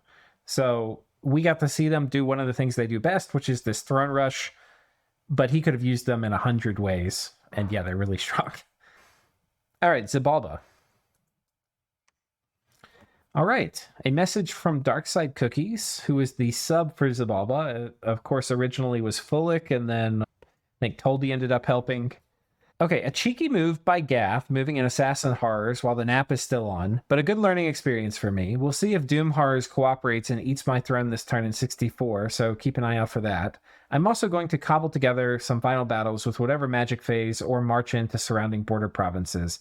It's not going to be pretty from my side, especially considering the remote assassins, gems, and gear constraints and movement penalties, but it should provide a fun showcase for whatever stuff Gath has stored up. Last and most importantly, though, congrats to Gath on the well-deserved win with a really unique late-game strategy. Yes. Some assassin summary. We're not going to read through that, but if you want to look, you can. And then a message from Xibalba. Gath charming Defiler of Dreams and then giving them Black Hearts was a really neat move. It wiped much of all of our big mages in the southwestern throne that he took from Tien Chi a while back. With the Gath throne rush confirmed, we succeeded this turn. Confirmed to have succeeded this turn. Team Xibalba is happy to finally be free from the finals. Fulik, the original player, ended up leaving the team a few turns ago after burning out from the game. Plus, real life stuff didn't give him much time either. While the late game turns were probably a big factor, I think the biggest factor was the constant, never-ending need to diplo with the whole lobby. Every turn, Fulik was probably spending more time talking with other players than actually working on the turn, with some exceptions. Message from Toldi, original Mictlan player, and then later the Xibalban Hydra. P.S. The spirit of Mictlan lived on until the very end of the game through the Aussies, which I'll take as a sort of win. Yeah, so Xibalba's story in the game is that from the early game, because they had gone this scales-heavy Luck 3 build, I had assumed that he was going to be going mage-heavy. That we were going to see the tricky Xibalba, where you're doing lots of Skella spam, lots of Sabbath play, early Leech rush, like kind of a mage-oriented Xibalba with lots of stealth action, rather than just the big Aussie play. But he went with the big Aussie play anyways, just with a smaller bless. So it was like still the hammer build, just with a smaller hammer. And then I kept waiting for that to change. I was like, okay, now he needs to go do his tricks. Now he needs to do mass assassins. But I suspect that it was probably just the real life distraction element. And, as Toldi had been commenting, Fulik's kind of needing to spend so much time on diplomacy. But he never really got the scripts together that I had been hyping up probably too much for literally the entire game. So there was so much potential that I had been hoping to see that never wound up panning out. But at the same time, he did fine. Like, he expanded well with Xibalba, which is not trivial by any means. He took an early war that he could have won even faster. And then, from that point, he had a couple setbacks where he basically just, took major losses fighting Arco, for instance. And then he took even bigger losses fighting Tien Chi a little bit later. But he always had the slave income to replace these big defeats. And up until the very end, he didn't really have an opponent that he wasn't able to just eventually either crush through or just slip away after taking some mild gains in the case of Tien Chi. So ultimately, I would say that Xibalba's failure wasn't a matter of build, but just a matter of effort, so to speak. Like where Gath was basically running a team like a manager with folks spending a huge amount of time on scripting throughout the game, where he had this incredibly intricate late game plan that he was able to just execute flawlessly and always being on the winning side of the alliances. Xibalba was kind of more just muddling their way through and putting together stuff that was good enough for the wars that they were fighting until it wasn't. Yeah. They were never the ones pulling off crazy tricks or sudden upsets or doing, shocking tactical moves, but they also weren't someone who died early. They performed fine in their first war against Jomon, and then afterwards they were very frequently on the larger side of the wars in terms of the alliance structures. So they also did fine on Diplo. But it seemed very circumstantial. They were never the ones driving the alliances, and they were never the ones with a solid connection with their allies, the way that Pan and Gath both managed to do with, even with Erythia, where he was just on side with Pangaea throughout the entire time. So Xibalba, I would say, played well, just with lower effort than the other players that became the front runners and wound up actually winning the game. Yeah. I think too, the diplomacy time question, I think if you look at Pangaea probably spent a ton of time doing diplomacy. I have the feeling Gath didn't. And maybe I'm wrong about that, but I think Gath had pretty stable relationships with people. You can have good diplomacy without spending a ton of time doing it. I think it's these periods at the end game when the throne rush is happening and people are trying to make deals, or people realize the Pan Gath alliance is crushing the world and they're trying to organize a coalition. There's a lot of talking that has to happen to make those things happen. But so I guess what I'm saying is if you're in a good diplomacy situation, it can be kind of stable where you don't have to talk that much. But if you're in a bad position or it's unstable, that's when it takes a lot of talking. So kind of random thought from me here. But yeah, I think there were also problems that Xibalba had to solve, and I wish I got to see them solve it. I think one of the problems was that just by the time the late game came around, the stacks he was putting together were not going to be able to hold up to Gath stacks. Agreed. Yeah. So I was I mean, looking to see more mage support, more fancy scripts, things like that to do it, or shifting into the toolkit stuff, right? The things we are talking about, the mass assassinations, things like that.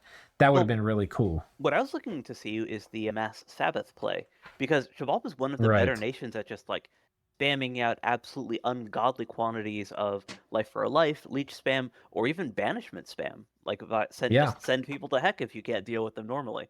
Um, that's right. and we never saw that, nor like Skella spam plays even. Like or like fatigue plays in general. Like Xibalba just has so many different things that they can do because of the breadth that they have from being an LA nation, while having just like paths that are basically usable on their own. So like Wailing Winds is obviously the easy one. Like that's a button that you just click with Blood Rain from Xibalba, and you just drop that in every battle. But also Yeah. um like you can do incredible like more involved troop buff stuff that Xibalba never really got to, including darkness for that matter. Like I don't think we've even seen Xibalba drop darkness in that many fights. Not that it would have helped Yeah. against Gath in particular, but that's like another thing where if Xibalba's ahead in research, that they can make their Ozelotl stacks just that much more deadly. Well, they Um, weren't ahead in research. Okay, that's for yeah, sure. that was the one thing where Xibalba, or that was I guess the other thing where Xibalba really lagged behind, is they were always behind on research because they invested Yeah. so heavily into their blood economy. Like they basically played Xibalba as the Hammer Nation with just like, I have my Ozelotls, I will get more Ozelotls, I will kill you with Ozelotls, and that Yeah. meant that they were just behind in research throughout pretty much the entire game up until like literally the very end. But Yeah. even with that, they were able to hit their timings well enough to win a lot of critical fights. Like they got weapons of sharpness. And then they did these relatively low mage commitment stuff, and that was kind of like, I mean, I don't want to keep harping on it, but that was kind of their game plan as just we're focusing everything on getting more blood slaves. Right.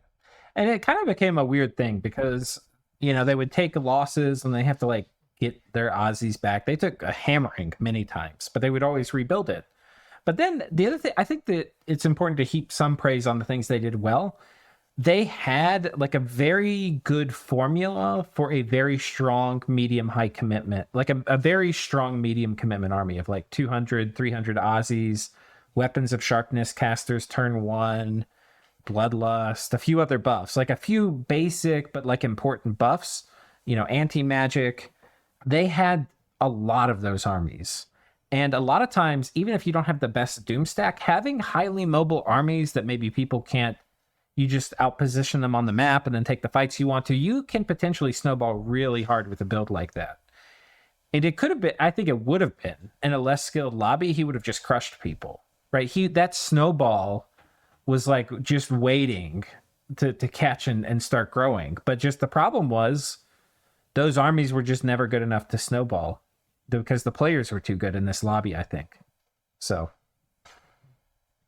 because if you're able to just crush people with Aussies and weapons of sharpness and bloodlust and anti-magic, and You can people don't have snowball. an answer to it, then you just roll over player after player until you win.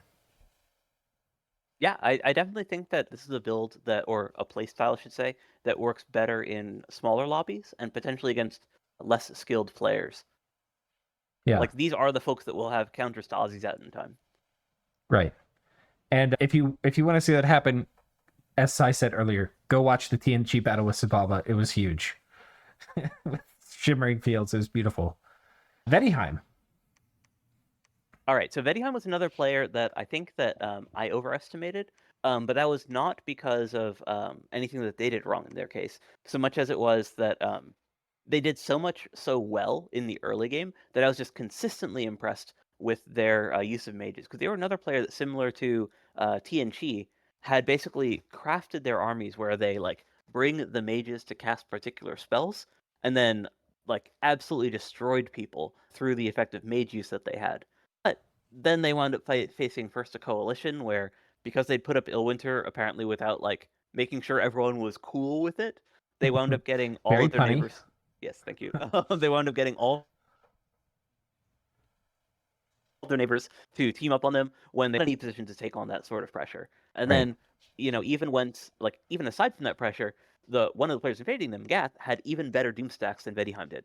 And I'd kind of Right. thought that Vaettiheim would have been able to put up a really good fight because they've been playing so well in terms of like the use of their mages and so on. But Vaettiheim also got a little burnt out in that they didn't have the whole team setup that Gath did. And as they got pushed back, they just kind of like lost the will to put in sufficient time in order to put together armies that could stand up to Gath, and they didn't have that done ahead of time. Like they hadn't planned to go with like take this particular fight. What are you going to do against these particular spells? Especially given that Gath was dropping, these super combatant heavy armies with gifts from Heaven's Fan, which is not something you really expect from Gath in particular. And Vaettiheim just wasn't able to field a counter to that. I think the other thing to mention at this precipitous downfall of Vaettiheim was that Xibalba ended up actually being a pretty critical factor in them losing some early things. Like Xibalba put a lot of pressure on at the beginning, and like Vaettiheim, I don't know if you remember that Nifl Jarl, which is a blood summon. They're not easy to get for Vaettiheim. Like Cloud Trap pieced on with like 120 gems worth of gear and just got like insta-gibbed by the Aussies. Yeah, and then the other thing is just he lost so much territory so quickly that he Right. needed to very quickly win decisive battles in order to have a chance to get back into the game, and that just didn't happen Right. because he basically had gotten kind of cut apart in that his armies weren't in position with his mages to take a decisive battle, which meant that he couldn't recover his territory, and then he just Right. kept losing more and more until he was basically locked into his capital. Yeah, and I think I can't remember if it was validated or not, but you and I were kind of suspicious he was trying to research demonic cleansing before the war started. But yeah, it was just a horrible first turn of this war, like absolutely horrible. And Even then, I like was just even never able to recover. Yeah, I was gonna say, like, even when he like tried to push out, he never got that far. Like he was basically like he never was able to recoup land. So like his Yeah, he just was like even if he had been able to win a decisive battle from that point, he had just lost too much to ever become top tier power anymore. yeah. Though it is worth saying that they did survive to the end of the game. We were suspicious that they would be dom killed, but here they are as the game ends, still alive and well. I think they still have their Um, capital too. and I think they might still have. Oh no, these got split. I thought they had Illwinter to the end. Maybe that got taken down though. Everyone except for the winning player loses their globals.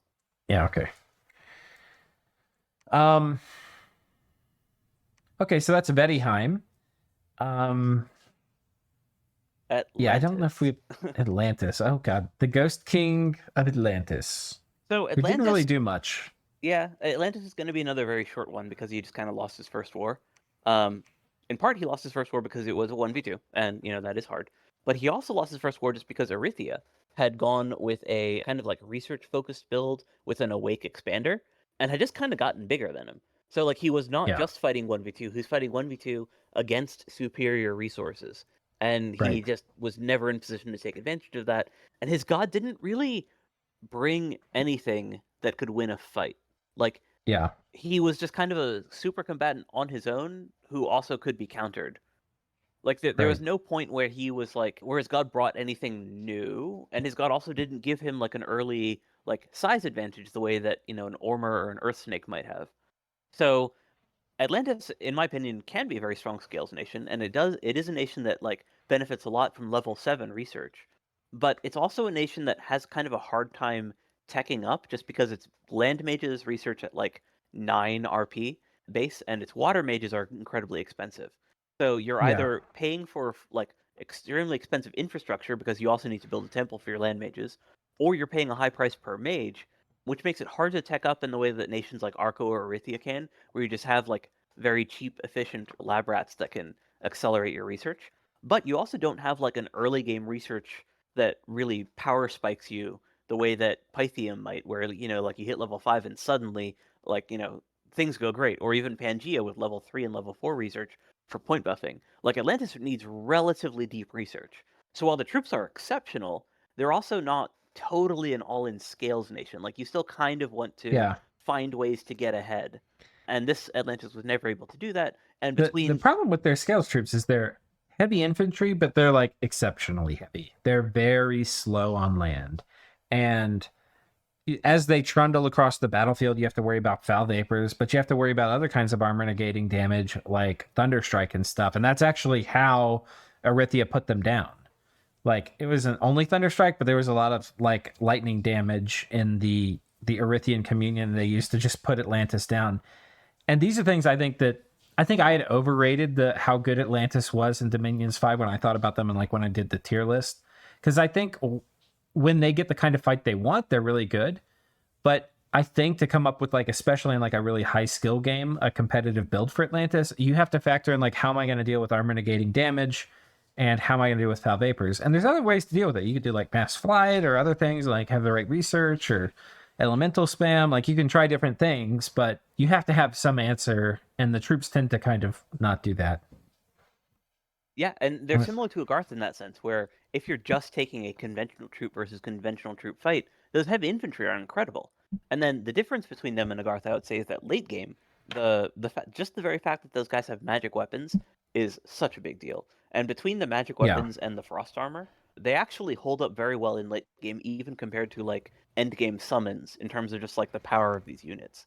yeah, So in the like everyone's putting 9 buffs, excuse me, everyone's putting like level 9 buffs on everything. These guys are awesome, they're really good. but you have So to yeah, they defend just them. kind of didn't. They didn't use. I think the main thing was they didn't use the Ghost King well. They They didn't also, use them to expand particularly well. They didn't use them in the first war to win major engagements. I also And just don't like then the Ghost they, King that much. yeah, Like I think that if you like are an exceptional like early game Titan builder guy, you can get value out of him, but it's hard. yeah. Okay, let's keep going. Next up was Erythia. This is a kind of weird duck. This is the last one actually. Yeah, Yeah, so I actually liked Erythia's build, and I liked his early game because I actually think that Erythia can be an incredible snowball nation just because of their early game research. And if you look at the research graph, they did a really good job with that. They were, during the early game, not just like first place in research, but they were in first place by like so much that no one else was close. Sorry, no one else was close other than Pangaea.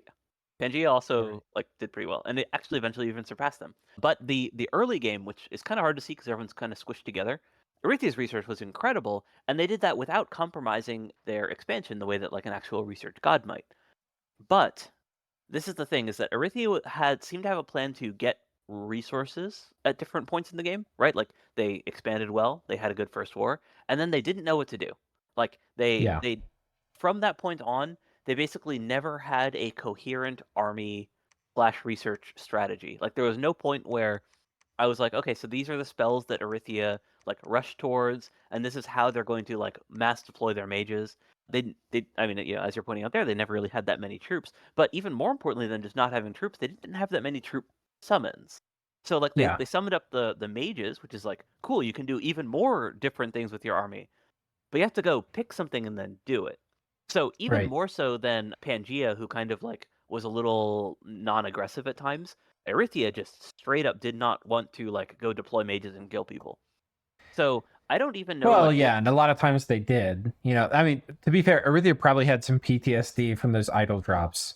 So there were quite a few times where I think it was the Vaettiheim idol would come in, just appear from nowhere, and bone grinding these human mage piles that Erythia had put together into nothing. But the thing is, like, even when Erythia was sending out like quantities of mages, they didn't have a coherent plan for them, right? Like Right. they were kind of like the opposite of Tien Chi and Vaettiheim, where those guys would like put together an army by deciding what spells to cast and then going to do that. Erythia seemed to just kind of like grab mages and be like, yeah, that seems like a good number, and then would put them in an army and then figured out what to cast after they were like on the move. But I think the other thing is you look at how Tien Chi would put together like an army. They had like a bunch of gear on all the mages so that they would survive morale plays. They would, have resistances to like wrathful skies or something. There was like a lot of thought that kind of went into it. Erythia just didn't seem prepared for the kind of high level, like mid late game battles that existed. I don't think they just weren't prepared. They didn't know what they floundered around. They didn't know what they needed to do to be able to win those fights. And to be fair, they also might not have had enough time, because putting together like piles of mages with the right gear, you have to forge it ahead of time. You have to, script them well and put them in the right spots. And you also need like a bunch of troops that you're going to summon. So you need to know like which summons are going to be good. They didn't really do any of that. So yeah. Yeah, so I would say that they were a player that like seemed to have a game plan going in for what they would do, like to survive to the mid game, and then didn't like execute from that point on. Like Yeah. they were someone who I think could have been good in like maybe a smaller game format, and obviously they won Yeah. their qualifier round, so they clearly know how to play Dominions, but they just seemed to, as you pointed out, struggled with all of the mid to late game stuff in a high level lobby. Yeah. And also just to add to it, they fucking crushed their first war. After the first war ended with Atlantis, we were very bullish on Erythia. We liked them a lot. We were putting them high up in the power ranking, you and I. Oh, I for So, sure did. Yeah, and part of that yeah. is because I really like the sort of like snowbally Erythia play, where you don't just take an awake researcher or like a big caster. You take an expander, you get big, and you get your research just by having these awesome mages, and then you go use those mages to go kill people. And he didn't Yeah. do that last part.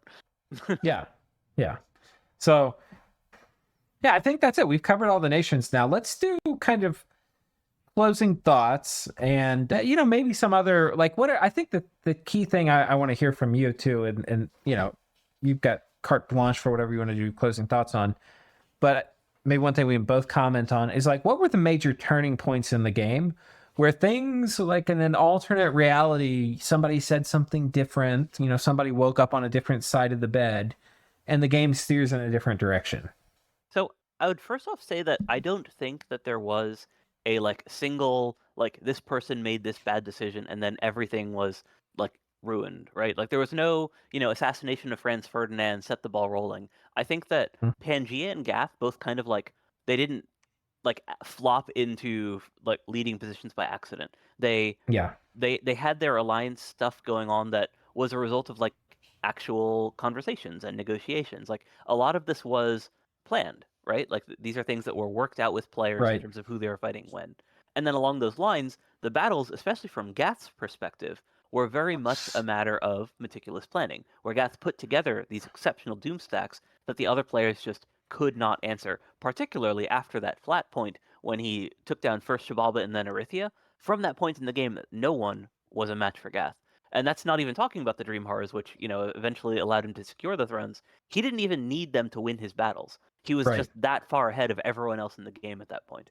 So I don't Yeah. think that there really was like a pivot point where suddenly the game goes completely differently, unless you're talking about like, well, obviously, if all four of Gath's neighbors went and killed them year zero, he wouldn't have won the game. But like, Yeah, no, we don't need to yeah, engage in that kind of conjecture. yeah, But like realistically, I don't think that there was like this one massive mistake on which the game pivoted. I think that this was just a meticulously well played game from Gath, with again, like I would say, very solid play from Pangaea, except just with the one thing being that they lacked the aggression to kind of keep up with Gath in terms of like staying on pace for the power buildup that Gath was able to have.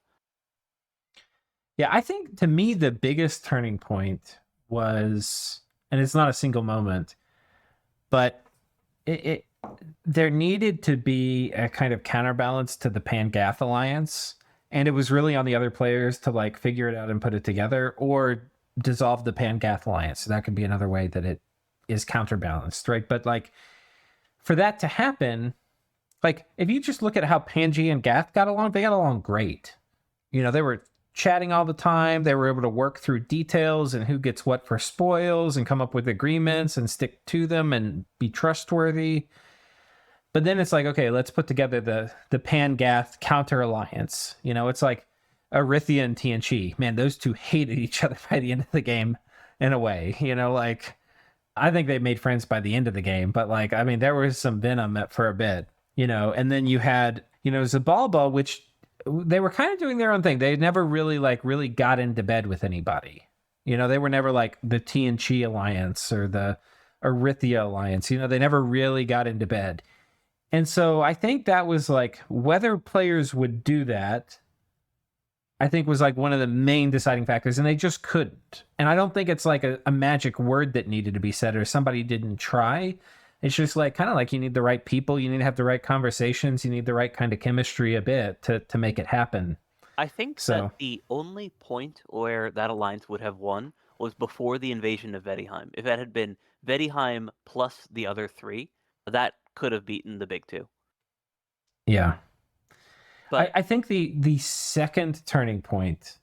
Oh, let's finish your comments and then I'll yeah, say what I the think the other thing is, second one was. Vaettiheim's player just didn't have the time to dedicate to the game at that point, and I think Right. that part of where they had been spending less time, especially given what Toldi had said about what Fulik was spending his time doing, was the diplomacy.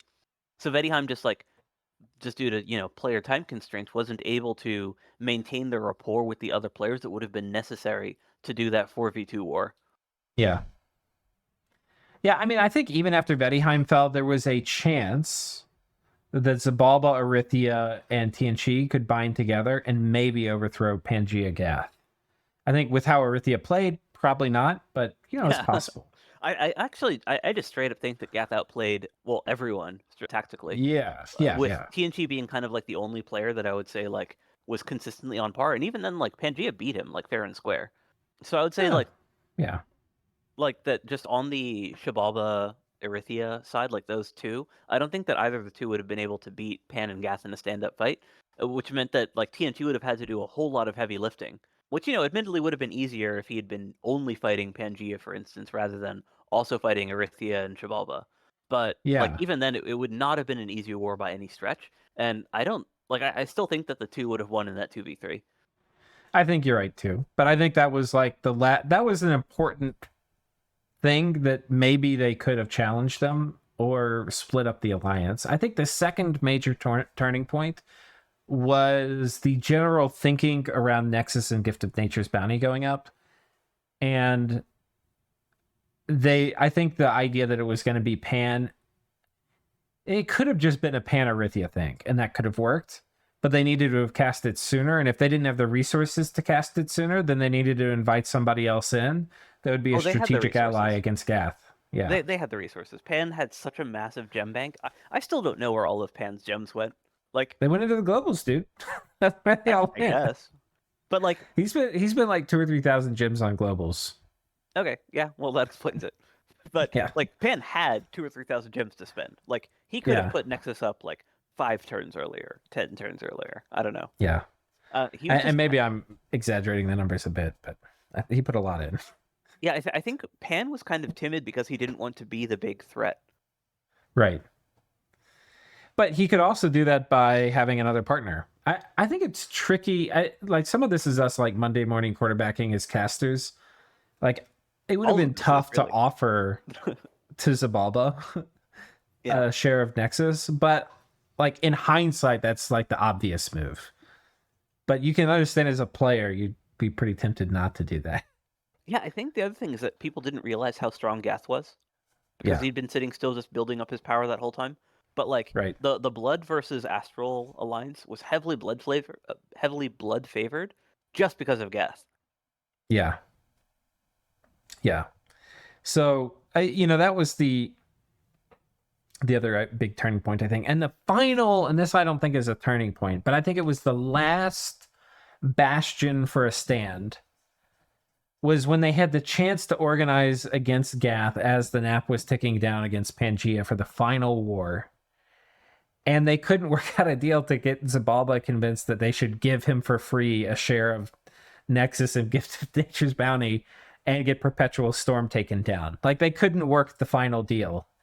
That I think was a very low chance for it working. But if they got Perpetual Storm I think down, it was too late at that point. maybe there's. I think we're in the single digit % chances of them stopping him, but I think it's high single digits. I just don't think that anyone at that point had a way to beat Gath's armies. I think Pan did, or they were about to.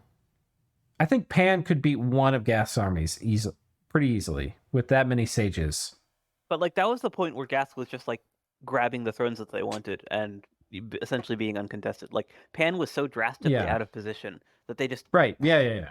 They would have had to have fixed all that, but I think they had within them, with some planning, they had within them the potential to do it. It wasn't like a pipe dream. They just had to have their stuff in the right spot. yeah, but they would have had to do that I think before the negotiation with Xibalba broke through. Like even Pan if declared war on Gath. They had planning from probably like here to prepare for it, I think. but like Gath Throne Rush was like the turn that the nap counted down, right? This is where I think Pangaea was like, oh shit, we might have to declare war on Gath. This was the first turn of the attack of Gath on Pan when Erythia started falling. What? And this turn was the turn that Pan sent the nap ending message to Gath. Yeah. That's too late. Pan's stuff was already too out of position at that point, I think. Well, maybe. This is a lot of turns to get. I mean, he had at least 5 turns to get stuff into position. Yeah, that's fair. Yeah, he could have done more of a defense, but I still think it was too late. Like I think he needed to like already have like armies in place starting to fight Yeah, I with his mean, allies at that point. ideally you have all that. But what happened instead, he was still fucking around with Tien Chi. These guys couldn't come up with a deal with like Xibalba of what they were gonna do. And how did it end? Xibalba, this is like a classic hilarious ending. Xibalba had scripted orders to attack Pan. Pan reinforced that he was going to attack Xibalba if Xibalba wouldn't peace out Erythia. Xibalba takes orders off of attacking Gath, and then like submits a turn less favorable for Pangaea just because they had talked. You know, that was like Yeah, the breakdown in diplomacy. the breakdown. That was it was the last like 4% chance to turn the game around that just the fingers slipped off the cliff, and the Pangaea, Erythia, Xibalba, you know, they were all looking like hopelessly up at the sky as they slipped farther towards the ground. Yeah. I do think it was already over by that point, but that's Yeah. that's Yeah. retreading old ground. That Gath was just so far ahead from their buildup. Yeah. Yeah, I mean, I think you and I started thinking Gath was going to win somewhere right around here with Omniscience Vision, but well, yeah, that's because they were position 1 in the province count, and then they also had all this stuff going on in the background in terms of being able to efficiently use those resources, which they were just able to like. They not only had more than anyone else, they just spent better than anyone else. yes, yeah. Actually, I would say TNG's pretty close in terms of how efficiently they spent their stuff, but no one else was close. Yeah.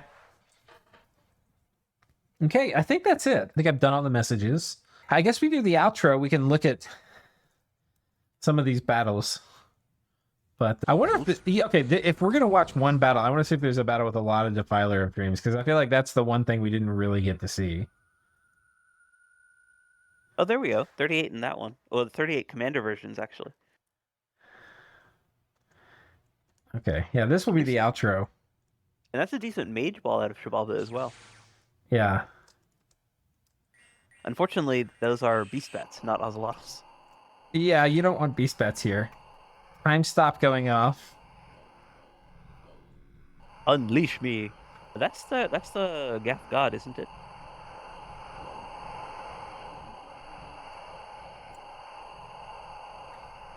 Do you see her? I think it is. Unleash me. The Is it a person who just Tark? cast Soul Drain. It's Oh, here a it is. crone. Third one from the top, yeah. Ooh, spicy. Also, look at all those blood slaves. There are more blood slaves than units. Wild. Bone grinding coming out. Okay, this time stop thing is really slowing us down. Master and slave. All right, we can see the Defiler of Dreams all scattered throughout here. Yeah, the amazing thing about them is that because they prioritize the wizards like that, they are jumping like into the holes in the line. Yeah. Destruction. He did lose 14 of them, so that's something. Yeah. Just yeah. Oh, there were were 105 Aussies. Yeah, how about that? Just destroyed. 16 Ananqui as well. Yeah, that was like the closest thing that Xibalba had to a death stack, but yeah. I mean, you can see just from the diversity in the mage core that Gath had, he just had everything, and Xibalba did not. No Defiler of Dreams there.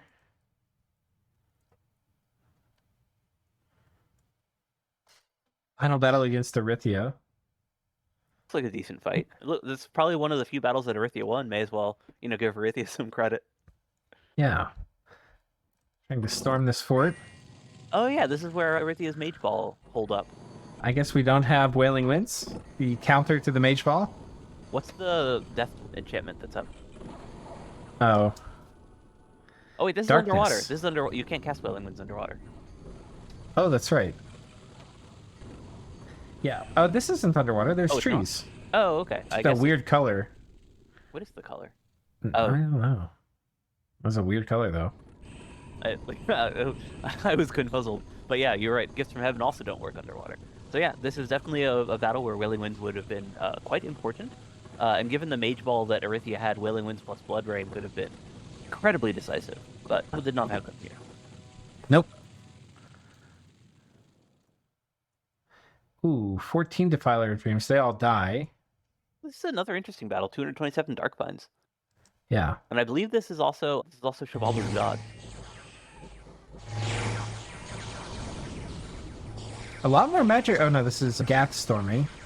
Yeah, it's a huge. Here the gate really sort of punishes Xibalba so hard. And like even with Xibalba trying to work around that using alternatives to the demon spam, it's still not enough. And in this case, what we're seeing here is basically the superiority in Gath's artillery. So like not just the Seir, which of course are a huge factor, but also just their mage core.